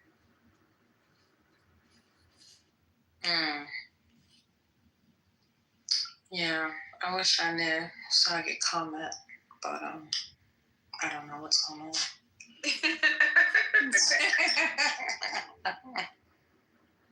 Nicholas been wearing this female's PTR. He took it down though after, I guess when he realized it was like, yeah, I'm not doing this no more.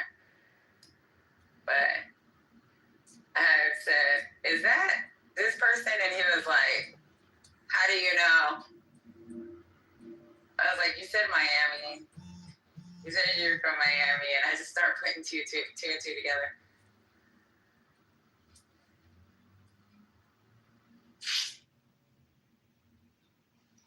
But I thought he wasn't straight, so that's why I was confused. Yeah, but she hangs out with a lot of people. Okay. Got it. She's like one of those girls that she's a really sweet girl. She's very smart, and she's just really, really pretty, and a lot of people know her. That's why I was like, hold up.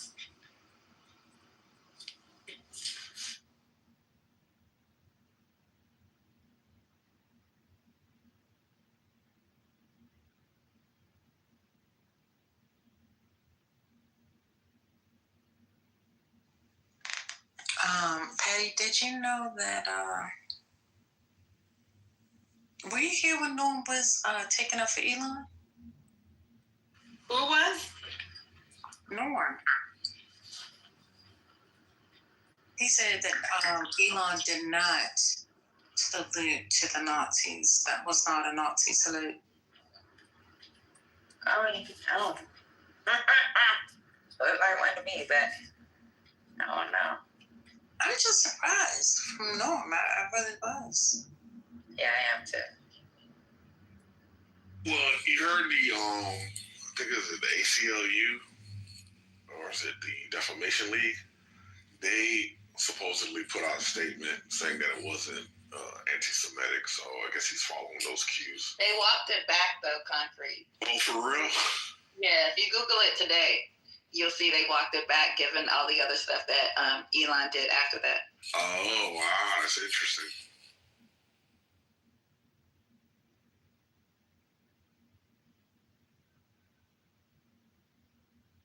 Maybe Norm didn't hear about it. You know, you good. No, you good. No, I'm done. Maybe Norm didn't hear about it. Oh, no, they told me. Yeah, we told him. My question. Oh, you did? Wow. He still stood on business? Sorry. Not really. He kind of waffled. Okay, that makes sense. What else was he doing? So this is what I think. Let me take my eye because we have no. I don't think that Elon Musk stood on stage and said, "It's now time for me to do ha-ha." I don't think he was doing that. Now, people might be wondering why I'm very good at that. It's because as a child, my favorite show was Hogan's Heroes. You got Colonel Hogan. You got Kinch. Of course, you've got Colonel Klink. I saw nothing. Schultz. That was my favorite show as a kid. I had a fantastic childhood. Many of you did not. Let me continue. I don't think he stood up there and said, by the way, I watched it on reruns. I think it used to be on Nick at Night or TBS. I'm not sure. You can still watch it. And I had a brother in there. His name, the great actor, Ivan Dixon. If anybody knows Ivan Dixon. Remember, they had four. They had Hogan was American. Dixon was American. The goofy guy who was good at the machines was American. And then Richard Dawson played the Australian. If you remember Richard Dawson, he went on to be the host on Family Feud. And if you remember Richard Dawson on Family Feud, he used to kiss your wife right in the mouth. Richard Dawson will go from woman to woman. Oh, look, the Johnsons are here. What's your name? I'm Ellie Johnson. What's your name? I'm Lily Mae Johnson. What's your name, darling? I'm Lillian Johnson. He used to kiss all the women dead in the mouth. And the husbands took that. That shit was insane. I don't know how he got away with that, but the brother had more game. So the husbands were probably just in awe of this man's game. The man was an Australian, an alcoholic, and clearly didn't smell well and ate Vegemite. And still, somehow got all that ass. What a blessing in his that game. Let me continue. So, I I don't think that Elon Musk stood up and thought, oh, this is a Nazi salute, I'm going to do that. I just think that, and it's going to sound a little kooky. I apologize. It's going to sound kooky, so let me get this in. I think he has such a fascistic essence. And he's watched so much of that stuff growing up in South Africa. Remember, his grandfather on his mother's side was a great admirer of the Nazis. They were also supporters of the apartheid regime. That it came out of him. I know that sounds weird and kooky, but it reminds me of the time when Tiger Woods was unbeatable. And there was a woman on the Golf Network. People said, where is this going? You're about to see where it's going. And they were talking about Tiger Woods, and I don't know if it was the PGA or if it might have been the US Open. I can't remember where it was. And they said, Tiger Woods is unbeatable. He's on a roll, greatest of all time. He's going to break the Bears record. The Bears, Jack Nicklaus, for those of you who don't know golf or American culture or anything that requires reading. And the lady said, well, I think the only way you can beat Tiger is to go lynch him in the back alley. I said, huh? Lynch him in the back alley? Who remembers this? Who in their mind just has lynch in the back alley as their go-to for sports coverage? It was deep in that white woman. I think the Nazis salute me. And the Nazism is deep in Elon. That's right. I agree. He got Asperger's too, so if he grew up with all that shit, he doesn't know how to socialize and all that shit is just coming out. I like that theory, Goat. Back to Richard Dawson, but do you remember him at all on the Match Game? I don't know if you ever watched that game show. I'm too old. I didn't watch but he was, oh man, well, that whole show Yes, was filled I with watched it. perv. Yes, you know what I'm talking about. I mean, everybody, they were drunk and stoned and making out, and Richard Dawson was a regular on there, as well as Betty White. What the hell y'all was watching back in the days? It comes on now on the RJ. game show, on the game show network. It still comes on. Yeah, Match Game. What's it called? Match Game. Oh, Match Game. Yes, I did watch it pretty much. Yeah. So RJ put in the chat when Fuzzy Zeller, I don't know if y'all remember, Fuzzy Zeller talked about, because I don't know if you know the traditions, but if you win the Masters, say who's on stage, say Concrete, don't say Concrete wins the Masters, it would be a DEI course. They'd probably give him a handicap of 20. He'd get a DEI Masters. Right? You then get the green jacket, of course, and everything, and then you get to choose the meal for the next year. There's a meal. Everybody comes together for a meal. Oh, fried chicken. RJ reminded us that Fuzzy Zeller said it was going to be fried chicken and collard greens. That is conscious. Lynch him in the back alley is not conscious. She's just speaking, that just comes out of her. If you saw Elon Musk at the beginning of that thing, he was doing some weird jump up and down. He had his hand, and so there was a way in which that crowd, it was electrifying him corporeally. Like it was like electricity going through his body, right? So he was jumping up and down, jumping up and down. He said, thank you from the bottom of my heart. What he should have said was, Dankeschön, das fließt dein Herz. I just translated myself. I just started saying in German, myself. But in German, I can do the translation. Dankeschön, das fließt mein Herz. And he just did it. And it came out of nowhere. So that's what I believe. I think it came from in Freudian terms, a pre-conscious place. And I think that shit is deep, deep within him. I mean, he was making jokes the next day. Today, he's with the AFD, Alas for Deutschland. This is not a coincidence. He talks about Jews running the world. He frequently tweets and retweets the Jewish media conspiracies and all that kind of stuff. I was very disappointed from what I heard from El Normo today. Because El Normo, if you recall when Kanye West and Kyrie Irving and others, he was on that shit like white on rice. He was on it like sugar and salt on kettle corn. He was on it like Donkey Kong. And now all of a sudden, and so there's this weird thing where people are, you're on my side, I'm on your side, you're on my side. All we have to do is go and look at the fact that you had full slave owners, for example, that also had black families. In places like Louisiana, it's called Passage. You had a whole black family with a light skin, oftentimes mulatto, sometimes octoroon, sometimes usually quadroon. Happened all the time. So you can have personal relationships, business relationships. Have we forgot that the Secretary of the Confederacy was a Jewish man? Are you telling me the Confederates weren't anti-Semitic? Of course they were anti-Semitic. Just because the Secretary doesn't mean the organization wasn't anti-Semitic. Do we need to go into the history of the capos? Do we need to go into the history of the black overseers? I call it Stephen. Let me put it not historical. Let me put it in terms many of you blacks will understand. Shall we talk about Stephen and Django Unchained? Now everybody's like, I got it. So I was kind of surprised at El Normo for that defense. I'm done speaking. You guys did. Yeah, I don't know if it's a thing, if it's a clubhouse thing, or you just always have to be, have enemies on this app. So whatever they are co-signing as a thing, you have to automatically be against that. I don't know if it's, October 7th scrambled his brain even more, where now it's all of a sudden you're not a good Jew if you don't support everything the Israeli government has done ever. Mind you, I've never have. But I don't understand. I mean, it's pathological, really, his defense of Elon. And when you point out the Kanye and Kyrie thing, like when Kanye and Kyrie did that, I don't think me and any of my Jewish friends or family even thought about it. We're like, yeah, whatever. But when Elon did it, we're like, Jesus fucking Christ. So I don't know. I don't get it. Well, part of the issue, just to use your personal example, make a broader point is that Norm has an issue with the Shoot, please. I'm having In our ear. Oh my goodness. Oh yeah. Have you heard all the people eating in this room today? I know, and it kills my sensories. I hate it. Oh, okay. I thought the rules we could eat on mic. Oh, I didn't know that you guys followed. Go ahead. Go ahead. The only rule that you guys have is that you're inconsistently unruly. That's all. Yeah. No. I thought we could eat on mic. Go ahead.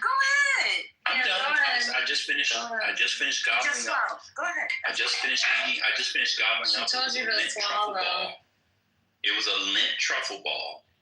It was a salty chocolate ball. I put it in my mouth and suck on my dog with salted balls. Put it in your mouth and suck. Shout out to Isaac Hayes. Shout out to Isaac Hayes. Get back to what you were saying, sir. Well, The first, not the third. The first, not the third. That was a South Park reference.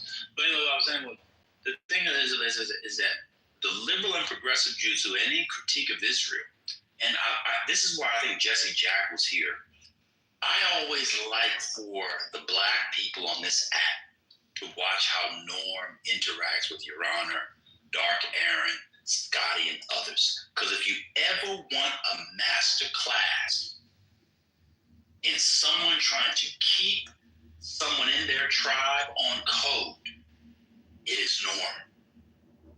Norm will be in the trenches with a black, a Latino, a woman, a man.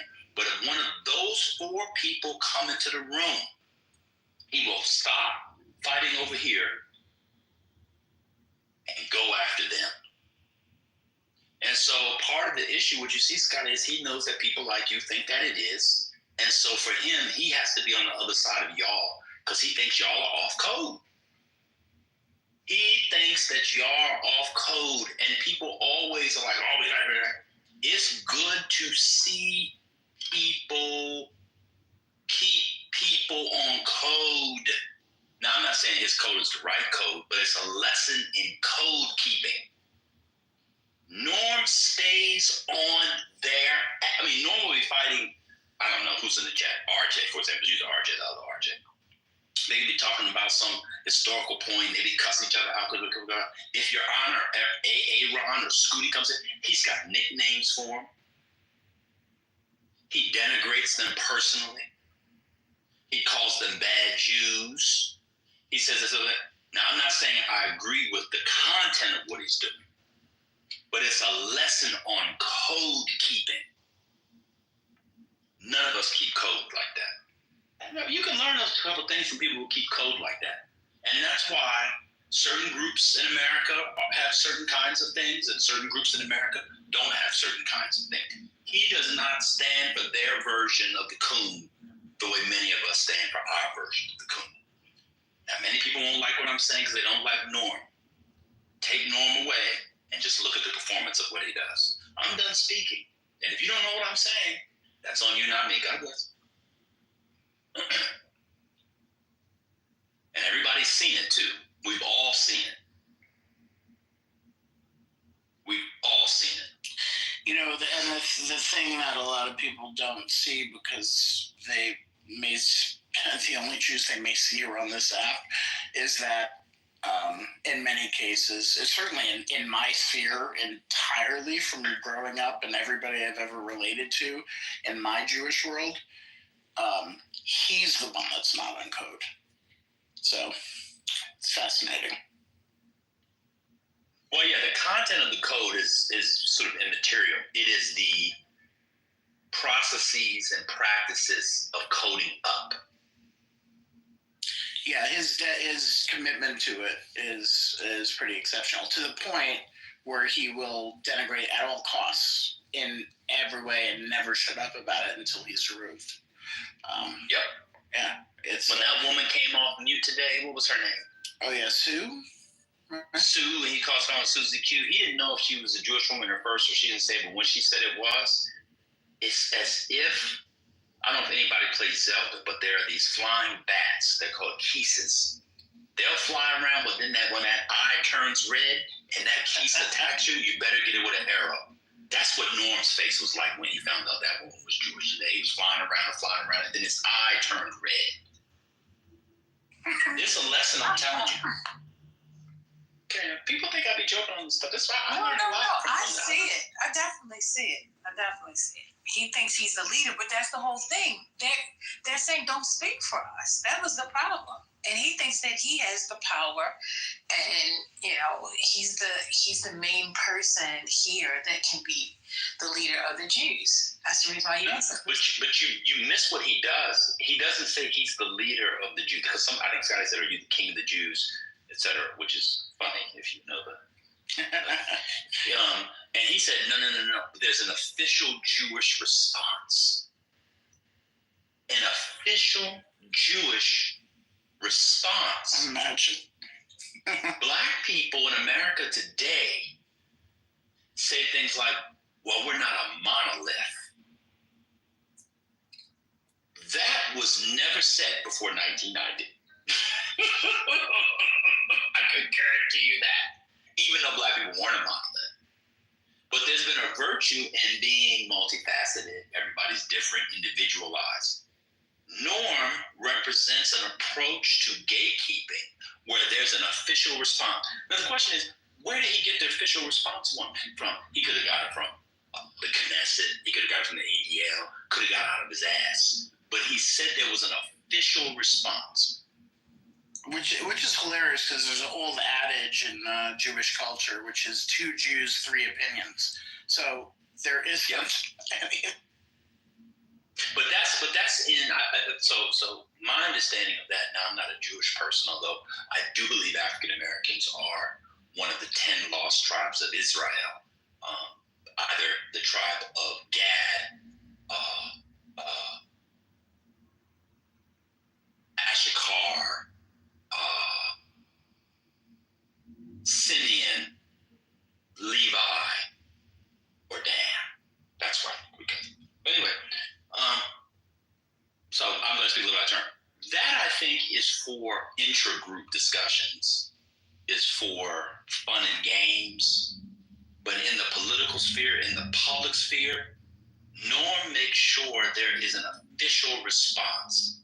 And if his tribesmen don't uphold the response, he has to take care of them first before he takes care of one of us.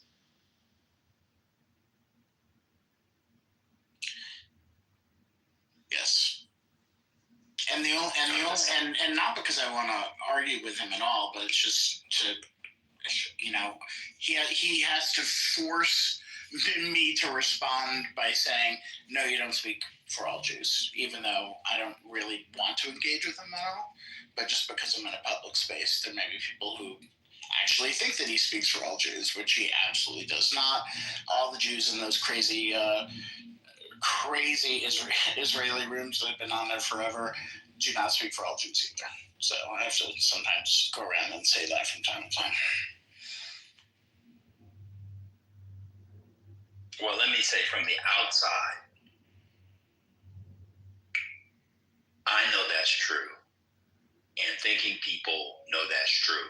But the general perception is that Jewish Americans and Jewish persons generally, especially so-called Ashkenazi Jews, speak with one voice. And that's what Norm was talking about today. And if you go off track, he's on your ass. There is no, when you're gatekeeping. He's a Meshuggah. Yeah. When you're gatekeeping and on the coon hunt, it's only one voice. I'm just telling you that. That's what Norm does. Y'all gotta peep what Norm is doing. I'm telling you, he'll be arguing with somebody back and forth. If Aaron comes in, or Scooty, or he's got words, he's got names he calls you on. He spells them out in a particular way.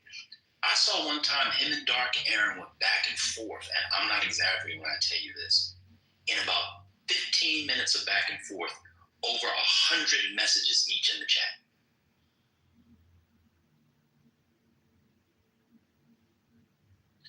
Well, that man, I don't know. Oh, sorry, real quick. I don't know. The couples is you can't quite use that word, but whatever we go with the word for like quote Jewish coon, he is on the prowl. And when that woman asked him that question today, I said, "Oh my God, why would she do that?" He's gonna come back with a list of things, and she's not gonna be able to respond. He is ready for it. If you ask him, he's ready. Call him Alicia Norm. If you ask him, he's ready. He's ready to go. And I'm not saying people should be like Norm. I'm not saying people should act like Norm in terms of having his views. But when it comes to coon hunting and gatekeeping, the man gives a master class in every room that one of those three people come in.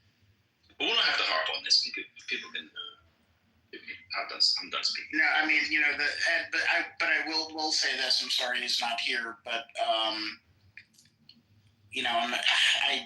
think I tried to stop him once, but Dark Aaron falls into the trap every single time. With the engaging back and forth. But you do better. Yeah, that's the ranking. You do best. Your Honor does next. Dark Aaron is so bad, he's just skip 3 and go to 4. Just leave 3 open. Like, it's better if he just doesn't say anything at all, because that will actually make Norm crazy. So that's the idea. But it's better for me to just bring up food and shut it all down, and then move. Yeah, we can move on. Mom's out. I just came up first lady stage to ask you to not sing a song like that again, though. And that's fine. If you ask him, he's ready. It's true, man. Let's give it Aaron Neville, and I hate Aaron Neville. Oh, I can give you the full Aaron Neville, Paul. Not too much on the Neville. I cannot stand it. It's just why is he singing like that? It's like he's just licking his vocal cords. It's beautiful. I mean, he is light skinned, so. I'm light skinned, and I sing with, I always knew you were light skinned. You gave that vibe. Well, I'm really a red bone. I got a deep brown skin attitude. You're 35% German, huh? Nope, only 8. Does Aaron Neville still have wear those like feather earrings or something like that? That's what I always see him in. Okay.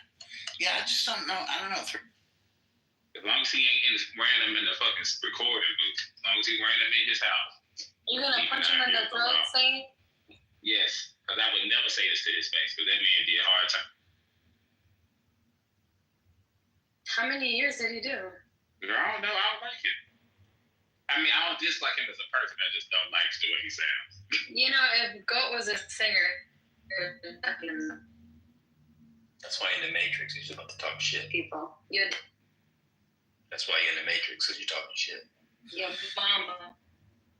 I can't just hear don't you in the Matrix. say. Do you think it's his like? I don't know. His like body like doesn't match the voice. You know what I mean? There's something about that. Oh, but that doesn't bother me. I just literally just don't like the tone of when I hear it. I'm like, turn and skip. Yeah.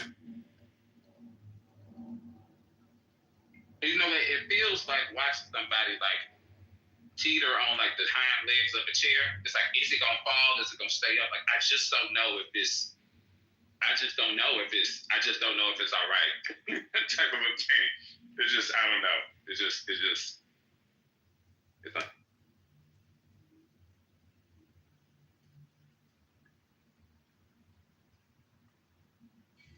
King, is your mic work? Yeah, I'm just parking in my. Oh, wrong King. Sorry. I was I think she was talking to you. Yep, she's parking. Okay. Yeah, I'm in my garage, so.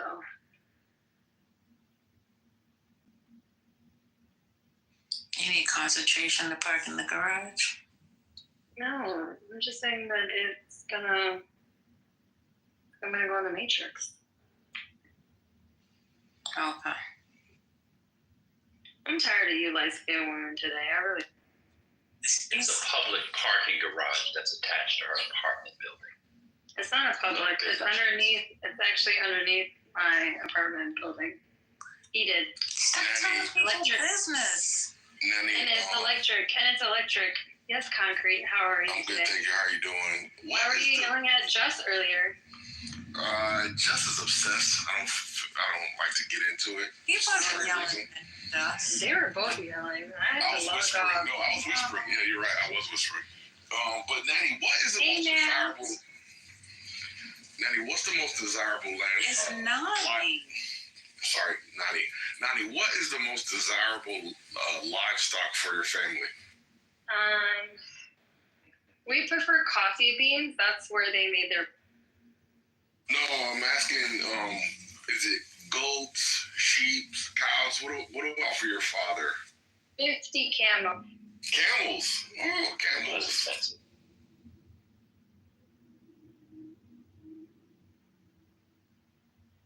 And how many gallons of beer on the wall? My parents would never want me with somebody who's like a homophobic, bigoted asshole. Yes, they would. No, they wouldn't. My dad is very, very, very leftist. No, it's not. And you're African, right? Okay. Why do you keep saying that? I'm just messing with you. Because my mom, I had a conversation with her, and she was telling me. What are you? Because you sound like you're Puerto Rican. Oh, thank you. I've never gotten that one before. I'm West African. But I was talking to my mom, and she was saying that all these daycares that are closing in. Yeah, Mel, I want to. Is Mel here? Never mind. All these daycares that are closing, and I told her, well, that's because there's more schools than there are kids. And she was like, it's because of all these same-sex couples. They're not having kids. And I was just like, okay, Mom, yes, that's the reason. African mom, so that's why I was like, an African dad who wants you to who's not homophobic, that's strange. That was it. I don't even know. It's not strange. I come from very smart people who care about people. Yeah, but they weren't woke. I'm presuming your parents' age range, they weren't that woke such that they would be like, no, you can't do that. You can't have those attitudes towards.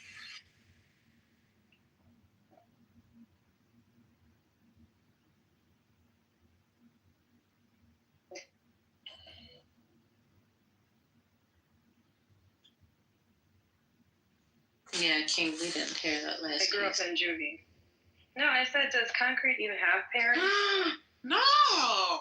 Well, they're not human. I'm just saying he's giving. I grew up in a group home. That's all. No. They're not human. I was raised by. Damn, no, that is rude. I I was raised It's by. not rude. I've just seen those types of children, and they grow up to be like. No, she's right. She's right. She's very. He's so angry. Like he's. Nah.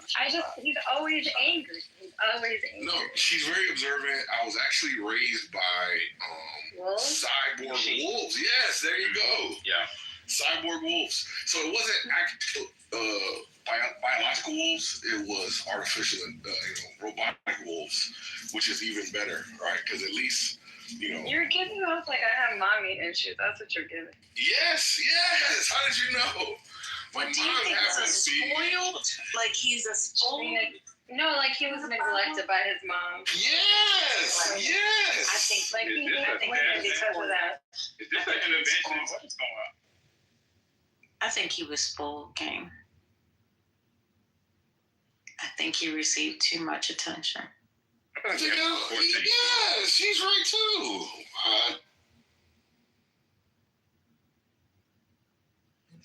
We'll never know because he'll never disclose it. I will. My mom is a triple OG. She comes from that Pentecostal lineage, which is very stoic and very strong and very hardworking. No, don't cuss. I heard her cuss. It was recently. I was surprised. No alcohol. Maybe a little wine. How did you become? Yeah. How did you like? Where was your? How did you become you? If you had such a nice person in your life. He's more rough around the edges. I'm not gonna lie. Yeah, he's a. He beat you a lot. No, not at all. That's not even his style. Very rough around the edges, but hilarious and crass and he's the type of guy, you're like, man, you are a headache, but he'll see somebody on the side of the road and be like, oh, let me stop and help that person. So you like, that's got a place to go. Goat? No. Anyway, he's dynamic is what I'm trying to explain. He will stop to help a stranger. No, that description sounded like goat. Oh, I didn't know that. Like, what? I didn't know goat. What did she say? No, I was just saying the way he was describing his father, it reminded me of you. Like just disgruntled old man.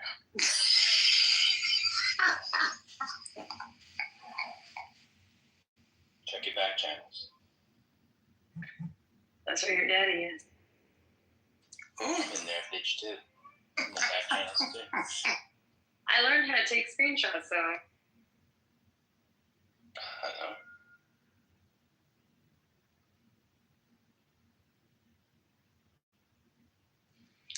Oh, the rapper who did Walk It Out died. Yes, at the age of 42. Now walk it out. Walk it out. Yes. Yeah, that's a good What, did they say when he died of? It's not disclosed, but he had a heart attack in 2009. Damn. That's not mean. These niggas be drinking too much. In his 20s? They be doing too much drugs. He may have had a heart condition, a pre-existing heart condition. Oh, well. That's really nice of you, Sherry. Yeah, he was known for bad eating and smoking and drinking. Well, that will do it for you, Dad. Yeah. When's the last time y'all had your annual? Last annual. Wait, who? 3 months ago. Wait, this is a HIPAA annual. Last time. Yeah. The question is. It's not a HIPAA violation if you choose to answer it. Somehow HIPAA works, Scotty. Oh, just let it breathe. There should be a violation with those red sneakers. When's the last time you had your annual? What did you say? When's the last time you had your annual? Oh, I had it last October, and I'm gonna have one at the end of the month. I usually do it around my birthday, but sometimes I don't like bad news. Male or female doctor? I have all of them. Depends on which specialty you're talking about. Well, your general practitioner who does the general physical. Oh, my internal medicine is a woman. But my cardiologist is also a woman. My endocrinologist. Why do you have a cardiologist? Because niggas is dying every day, B. You have a heart condition? Well, I'm not gonna go into all that. Oh, I'm sorry to hear that. Check your back channels. I've got some solutions. Sorry to hear that. So everybody stop talking to Bryn, supposedly. They're all coming out with different statements. Go. I saw that. I was on board. I think something happened. I'm ready to see the reunion. I think, is it next week? Or they take 2 weeks off? I don't know. I hope it's soon because I'm ready. I think they should replace Jenna. Jenna's boring. Like, She is boring. Now, if your father met me, he would say, "Please, darling, don't mess this one up. This is a good man. I will give him." What's a Nigerian? He is African, right? He is African, right? West but my He is a good man. My dad has more like of a British accent-ish, like a tinge of that, because he went to Catholic school his entire life, so and Catholic priests teaching him English. When's the last time you saw your father, Concrete? When's the last time you saw your father, Concrete? Sometime last week.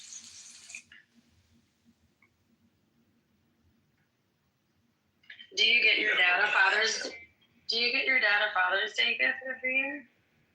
We are grown as men. See, that's the problem with men in general, and this is why women live longer. We take care of each other. We buy each other things. It's quality time with each other. Listen to each other and nurture each other. You should be. I buy my dad a gift every Father's Day, and I'm older than you. So how are you not buying your own father a Father's Day gift? Did he stop being a father? No, it's what kind of thing? That's not that. How you doing? I got you this gift. Happy Father's Day. You should. That's nice. What's wrong with just, hey, how you doing? Happy Father's Day. Love you. Have a good day. What's wrong with that? Because then y'all come on Clubhouse and I'm like, men are never appreciated. No one ever thinks of us. Men's mental health. Well, this is part of mental health. Let me tell you a story. So I recently bought some. Can it be a short story? Because you're kind of long. It's very short. Pause. I recently bought some Givenchy cologne, but I bought it at a discount retail place, off Saks, and they don't let you smell it. So when I opened it up, I was like, ugh, it's horrible, and I kept it in my truck. Saw my dad, bumped into him one day, said, yo, you want this? He smelled it, he loved it. I was like, wow, oh, that's pretty good. There you go. And that was 2 weeks ago. So there you go. That was a father. Let me give you some bougie Negro lessons and/or just knowing what it is. Givenchy. I like that. I like it. I have heard it pronounced that way. I did not. Did I know they were the same? I probably didn't realize it. No, that's how you pronounce it. You keep saying Givenchy. You keep saying it. Yeah, keep saying it. That was actually nice. That's what it's called at Off Saks, y'all. Yeah, No, Off Saks. I saw 50. You know, Jenny's, I prefer Nordstrom Rack versus Off Saks. Agreed. Off Saks is pretty mid. Agreed, yeah. Off Saks. Off Saks has Gucci shoes, though. And they had a helmet. Oh, now you come off, Mike. So you like Gucci shoes. You like Gucci, huh? You like Gucci, huh? And they got the Gucci bags, and they got the... Daddy, do you buy your father a Father's Day gift? Or, sorry. Do I buy my dad what? The father of your children, do you buy him a gift? Father's Day gift? Oh, yeah. For my daughter, yeah. Wow, look at that. That's top tier. What? Look, ladies, why you need to buy your dad a gift. Concrete. A nice one. No problem.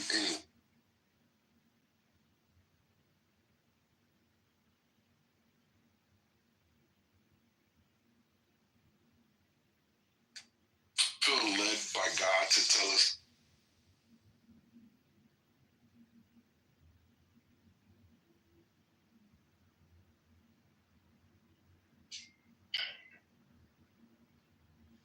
Instead of asking, maybe you should search your heart to hear. Mm-hmm. It's making me think about that regret that you might have when your parents are no longer here. And I pray to God I don't have it. But it's almost like you can't avoid it, right? I have no idea what you're talking about. None. Zero. Okay, so imagine, your parents are no longer here, and then you start thinking about all Some those people don't have instances. their parents here. Well, can I talk to the crowd that do? If that's not too harsh? Let me leave. What, you feel as though, should your parents die, you'll have regret? It's possible, and I hope not.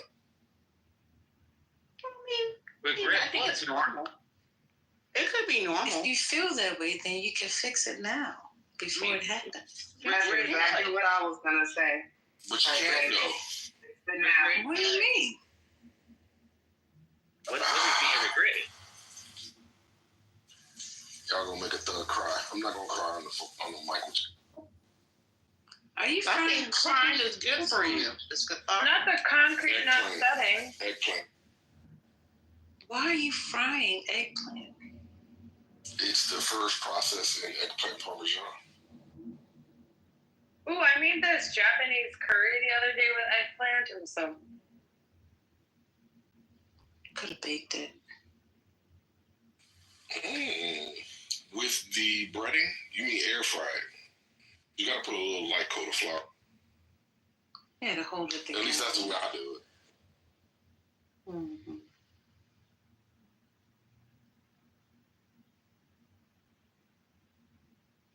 You doing this by yourself? The first lady, is spaghetti a main dish or a side dish? I'm sorry? Is spaghetti a side dish or a main dish in your house? You're presuming it's allowed in the house. That's a trick question coming from a Somali. Answer carefully. I know, I'm waiting. You know, go. Be careful. Okay, answer the question, me.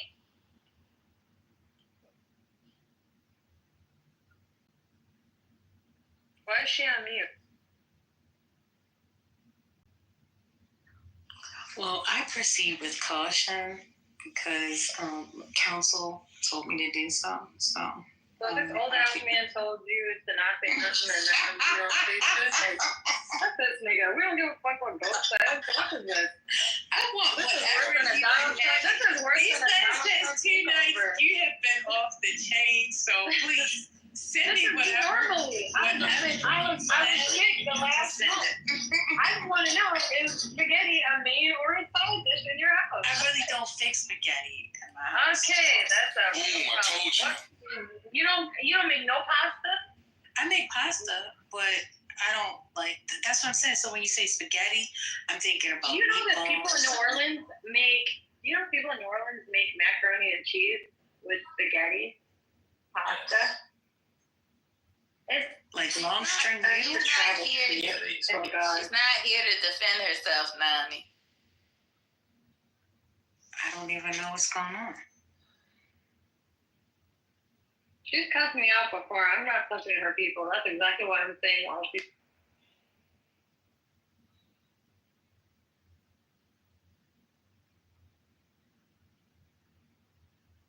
So Janice, is spaghetti a main or a side dish in your house? It depends on the occasion. The right answer. Yeah, it depends.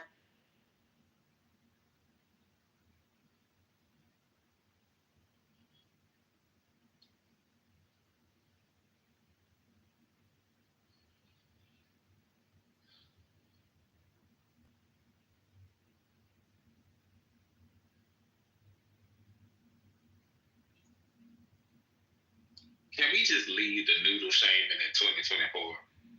Those of us who were there, those of us.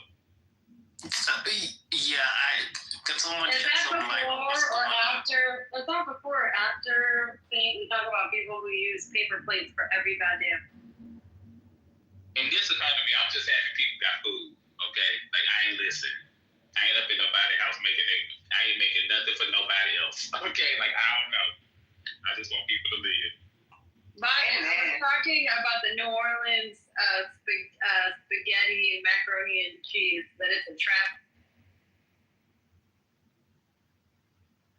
When you say spaghetti, do you mean an actual meal based on spaghetti? Or spaghetti? I'm just really confused with what y'all are talking about. They're using the I don't noodle think that's to the make question you macaroni need to and ask. cheese. If that's just undo that whole question. That's not. Don't pull it apart like this. Like that's not gonna help you get nowhere. It's literally just a different noodle. It's as simple as that. They just don't use the traditional elbow. They use a longer noodle. Okay. But like, how can the cheese stay on there? Exactly. Thank you, Sandra.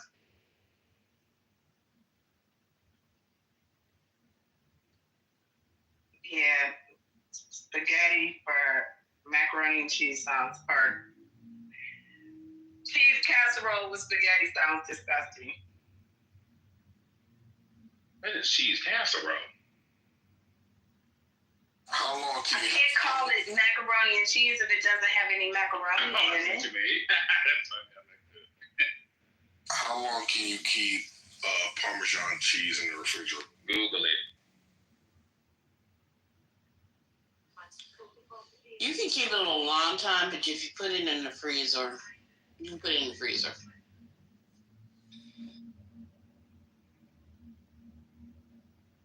Every man should chop a Parmesan block once in his life. It's a rite of Ever passage. had that spaghetti where they made?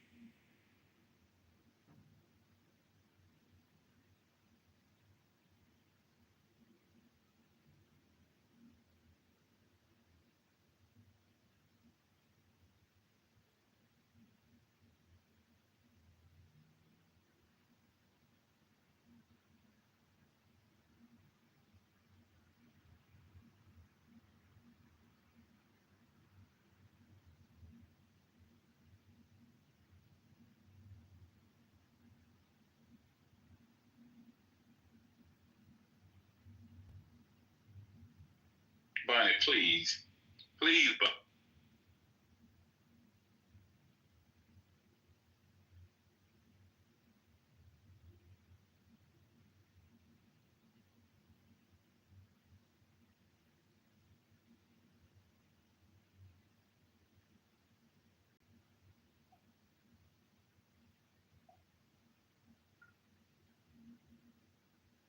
Why aren't you guys bringing up Bonnet? She's asked me to come up for this then.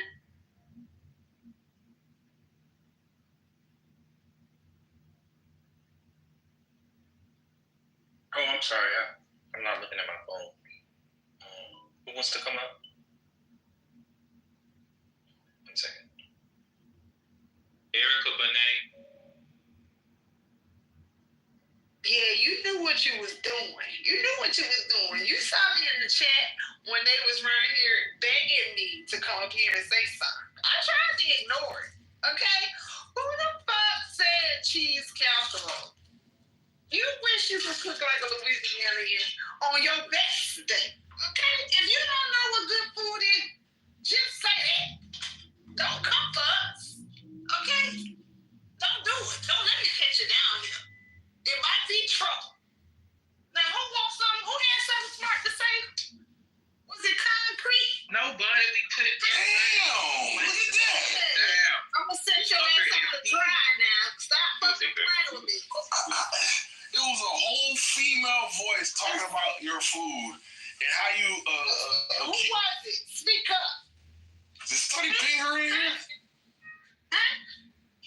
No, I was in here when I heard the fuckery the first time. He didn't say nothing slanderous, so I Wow. But y'all just kept going. You kept going. I tried. was it? Y'all ain't got nothing to say. Listen. Let's talk about the blandness. Let's talk about the blandness and anticlimactic fare called a beignet. Can we do that? If you don't, Oh no, are we really going to beignet? Can we just get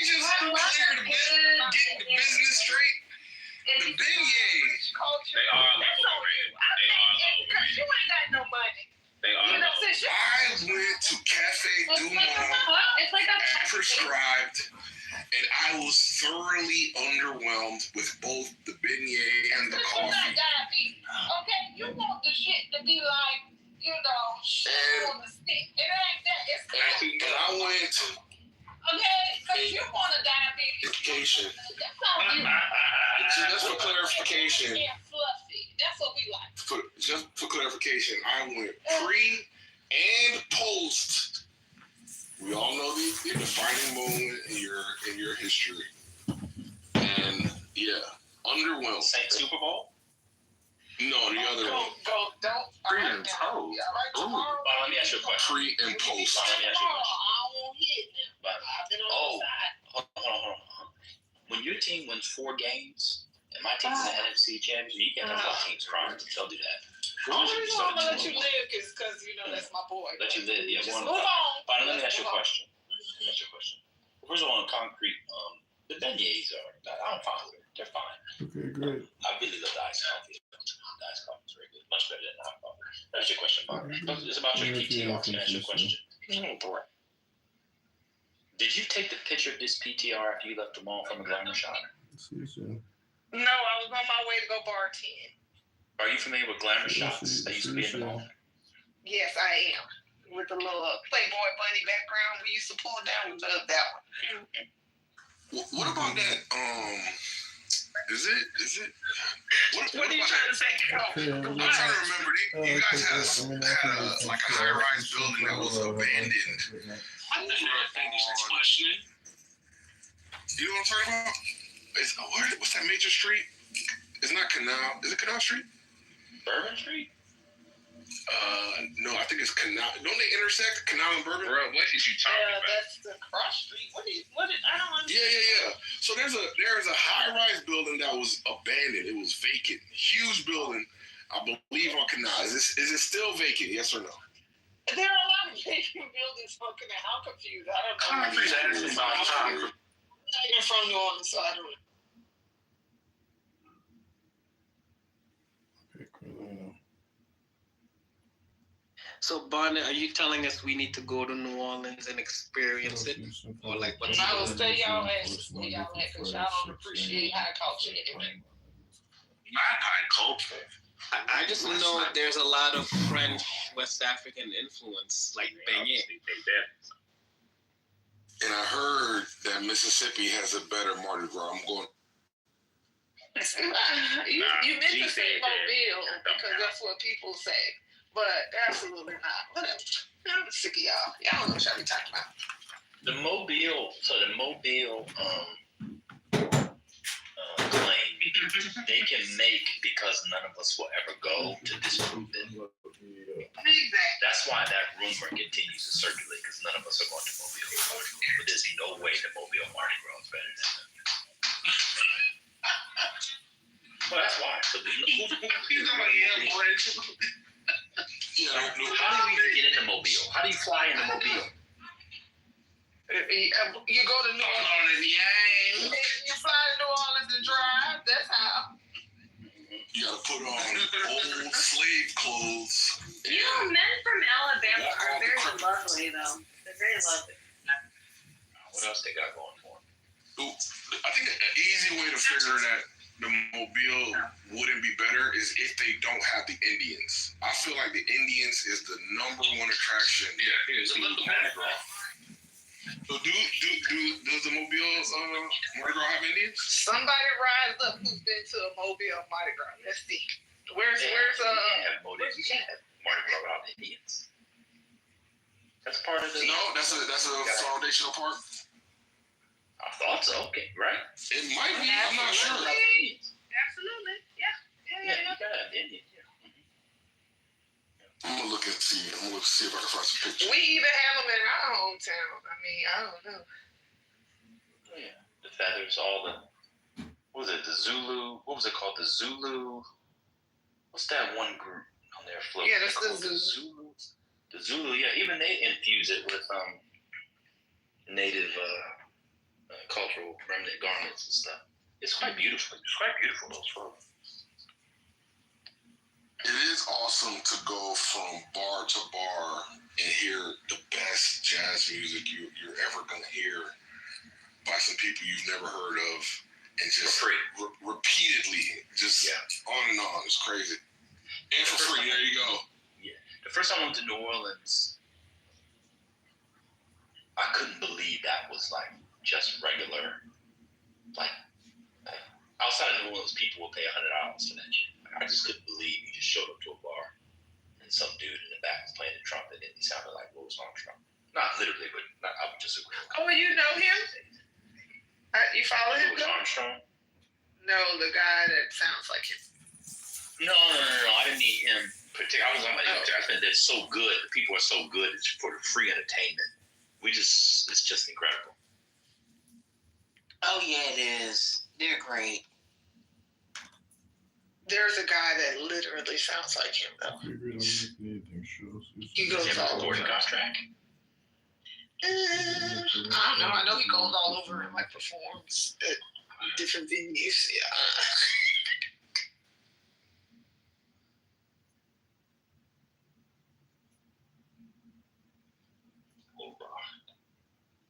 I'm gonna put him in the chat.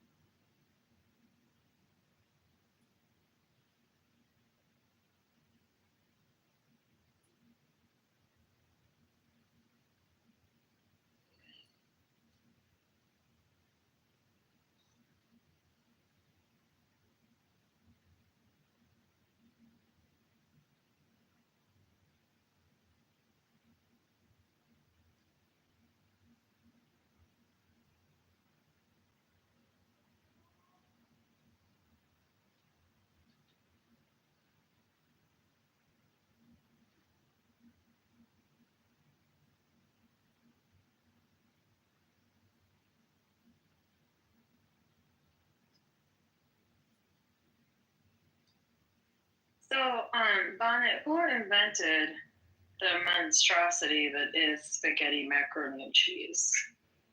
You gonna keep going, right? You gonna keep talking about it. I'm just flabbergasted as to why you think that you could put cheese with spaghetti noodles.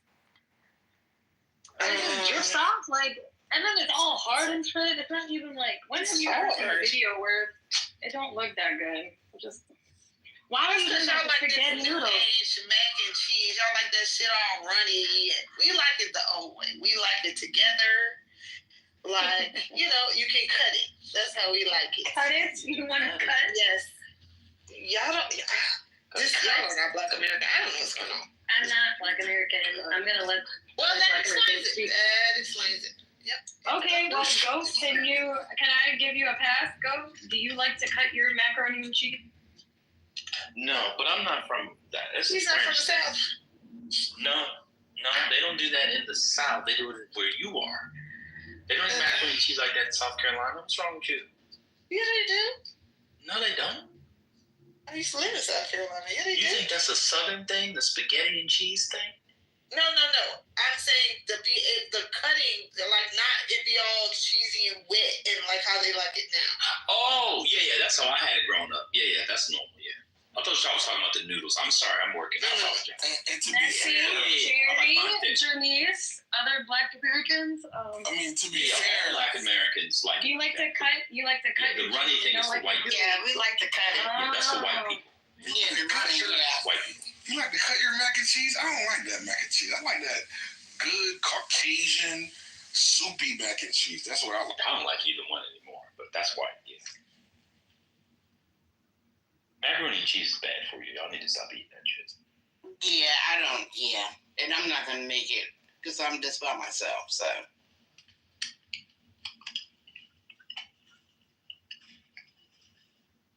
I mean, to be fair, all regions of Wakanda have some sort of antisocial custom that we would all had we, if we're not from that region, think is, sacrilegious.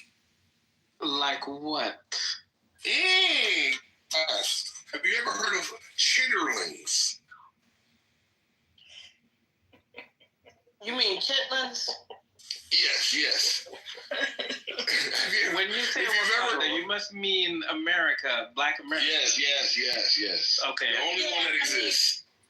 Yeah, no, but Wakanda, it was on the African continent last I heard.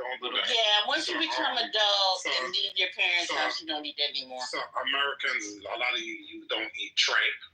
In the Caribbean, we eat tramp, madonga. There you go. I eat mondongo. What are you talking about? You said Americans. Are you American? Yeah, I'm Oh, American. that's nasty now. I am American. That's not what I heard last night. I am American. Where is Puerto Rico part? Where is Puerto Rico a part of? Oh, by the way, Mel. This is between me and Mel. Let me tell you, the way my husband throws me, flips me, and turns me around, there ain't nothing dirty over here. No, that's right, sis. Wait a 21 years, baby. You said it. Wait a minute. When he called it a last package. All right. Mel. Tramp is not chitlins. It's not, but It's the stomach, right? Stomach of the cat. We don't eat intestines. But You eat the udder? I like that tongue. Udder? Is that not nothing? we don't eat the intestines, but we eat the stomach. You don't eat the tongue? I like the tongue. Black Americans will use the tongue for flavoring, but they don't really eat it. yeah, we eat the tongue. But in the Caribbean, Goat. Yeah, we eat tongue in Timbuktu. okay. But not cow tongue. The Jews love tongue as well. They like it sliced in their delis. Yes, they do. Mel, King said that I sound Puerto Rican. I wanted to hear what you think about that. I was just thinking any old thing. That is the right answer. Thank you so much. I was just thinking any old thing. I wasn't really serious. Have you ever heard of gizzard-infused cornbread with Yes, a I make nice it. black beans, aioli? I do make my dressing with gizzard. I was just trying to spruce it up. I was trying to de-nickify it. But you definitely supposed to put. Yeah, I mean, aioli, are you going to add, what are we talking about here? Do you even know how to make it? With a chitterling foam. Tonight's special is...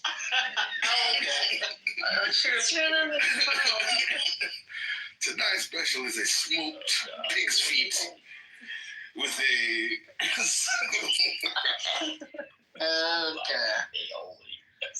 Yeah, I mean, if you just said black eyed peas fritters.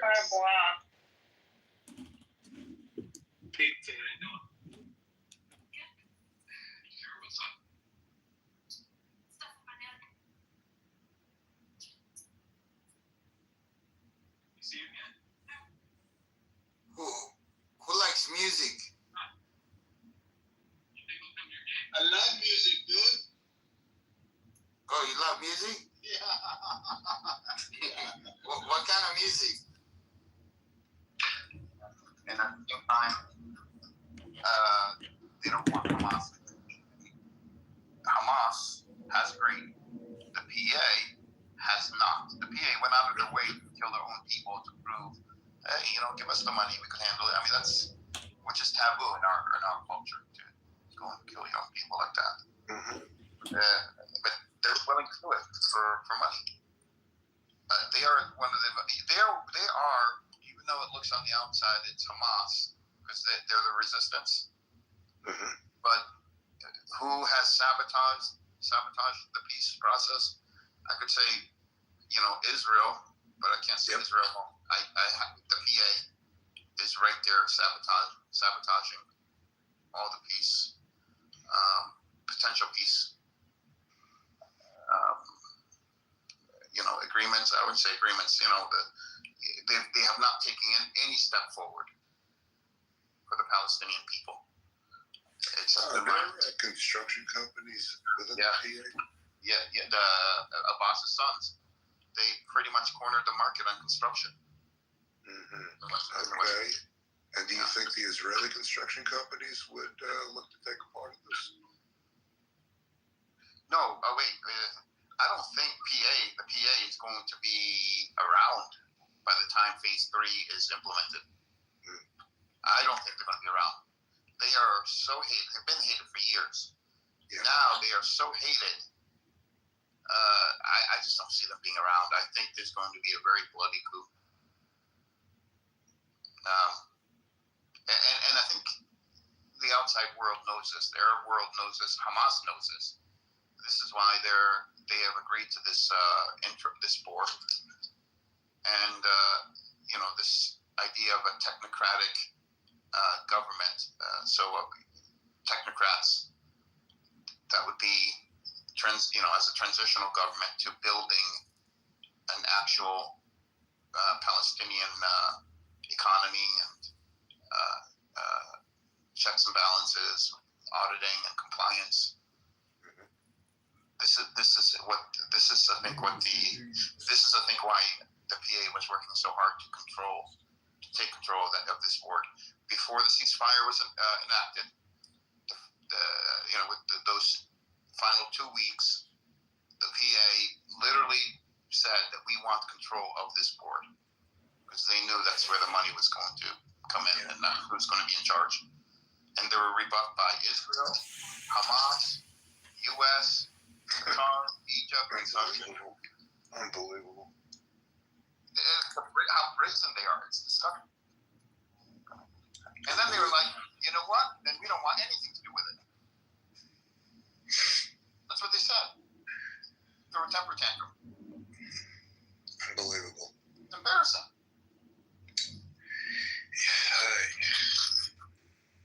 I know if you got a bunch of new construction into Gaza, you have nice high-rise apartment buildings and all that stuff.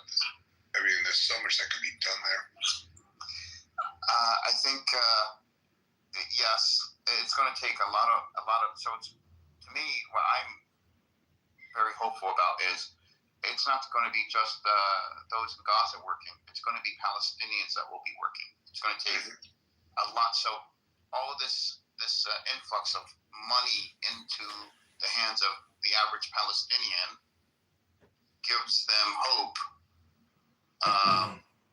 and this will, this will turn things around. I mean, because the biggest problem with Palestinians, and if you call them radicals, and you get down to the main issues, is of course the occupation, but okay, it's also not just getting, if you said to a Palestinian, listen, here's a job, you're making good money, and we're working on it, and here's what we are going to do to build a Palestinian state so that there is no more occupation. So technically there's still going to be an occupation for a few years. Just that hope alone, knowing that they are working for their future, and that would be enough to remove or neutralize all resistance forces. Really, that would be enough. I hope you're right. Most of the resistance are resisting the occupation. If there's a deal on the table, you can get stickers. there's no resistance. I would say 95% of them. 5% of them are crazy and want to destroy Israel. Sure. That 5%. That 5% would have, and I know Palestinians. I know more people. They will. They'll either have to leave, and they'll be told, you can go and destroy Israel, but do it from somewhere else. And that's between you and Israel. Leave us out of it. Or they'll be taken care of. Because Palestinians will not allow a small element, crazy element, to destroy their future. They're not doing that again. I hope you're right. That's all I gotta say. I really hope you're right. As I said, I mean, you know, you got a bunch of people that work together, that rebuild whatever. I mean, they could build a certain, they could all of a sudden there's a bond that could go between all these guys, and that would be great. If there's a bomb that goes off while things, are moving, if Israel and the Palestinians come up with an agreement for a pathway to a Palestinian state, just a pathway. And if there's anyone that tries to disrupt that, Palestinians would consider them terrorists. And of course Israel would consider them terrorists. And I always say, for the first time, Palestinians and Israelis would agree on the definition of terrorism, and they would be working together. That'd be great. Well, think about it. They would have to. I mean, that's how, they would have to.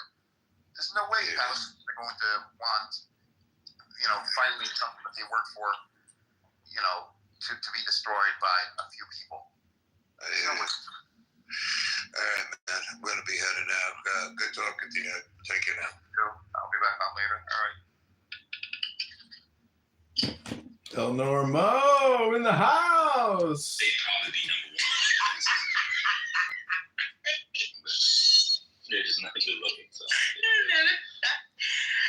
You know what? If I had to think about it, I guess I would think about the French. Just going on. I mean, the wine. I would think about the wine, the food, the literature. There's some good writers. Yeah. The fashion. Yes. And the fashion.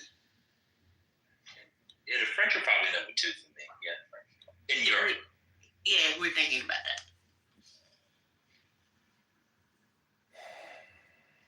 First Lady, you have any thoughts you'd like to share? Just none. Really? As light-skinned as you are, as high yellow as you are.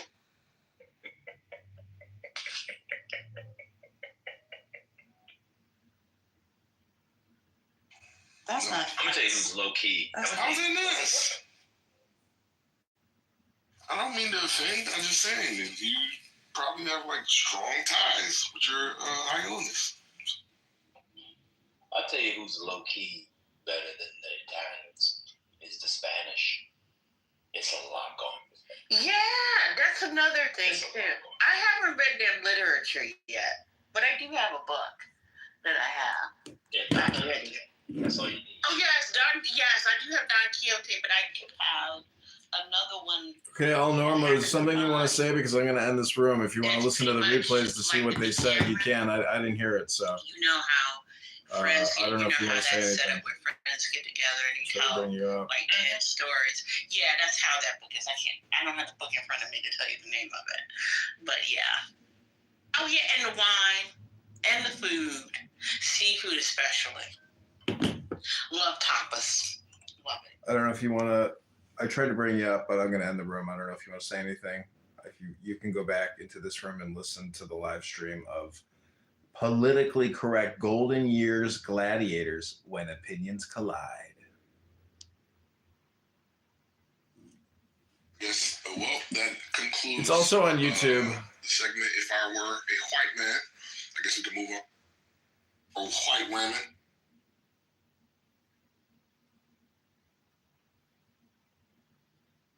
What a day on Clubhouse. We started with,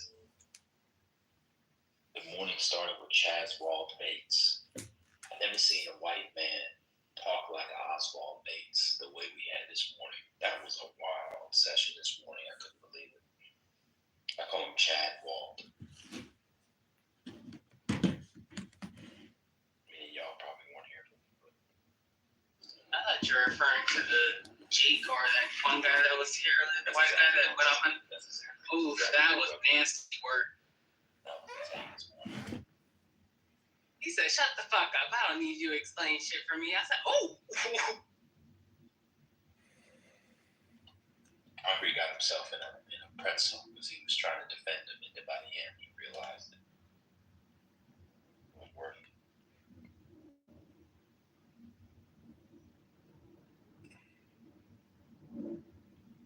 I do believe he was shucking and jiving for y'all.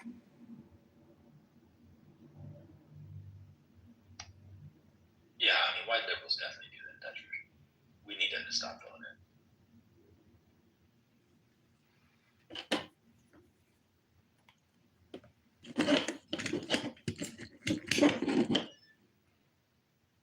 Okay, Eleanor, I'm cutting it here. I hope you enjoy it. This has been politically correct Democrats talking clown shit. This is AdrianDittman.com.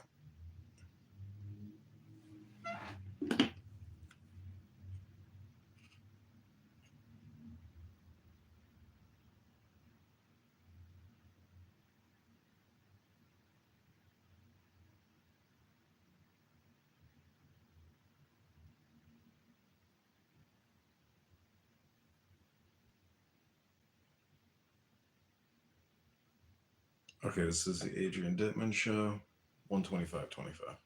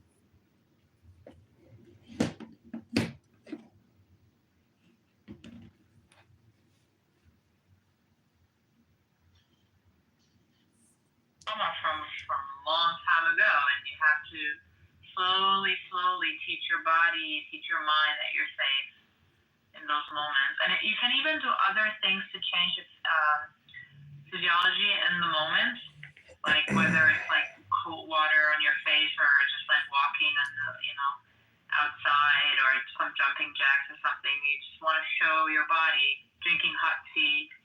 You want to show your body that you are safe, because those are not things that you would do if you were actually equivocating God to a unicorn.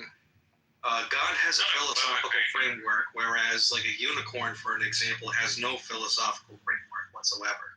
That's why it's a category error. So equivocation has like two standard meanings. One is just speaking in a confusing way, and the other one is to use a word in two different senses and then fallaciously infer something by not taking that ambiguity into account.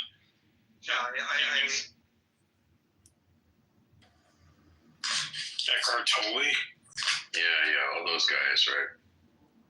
There's a lot of those people were like Alan Watts was. A lot of the early Buddhists were substance abusers who never went through recovery.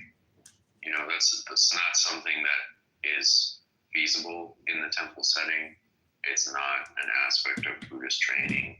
It's something that their teachers struggled with. The teachers who came from abroad to America really struggled with substance abuse among Buddhists in America.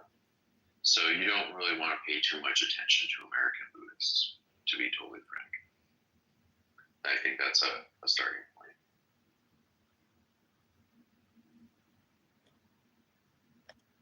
I mean, you can see that it helped them, and it did help some of them get over their substance abuse.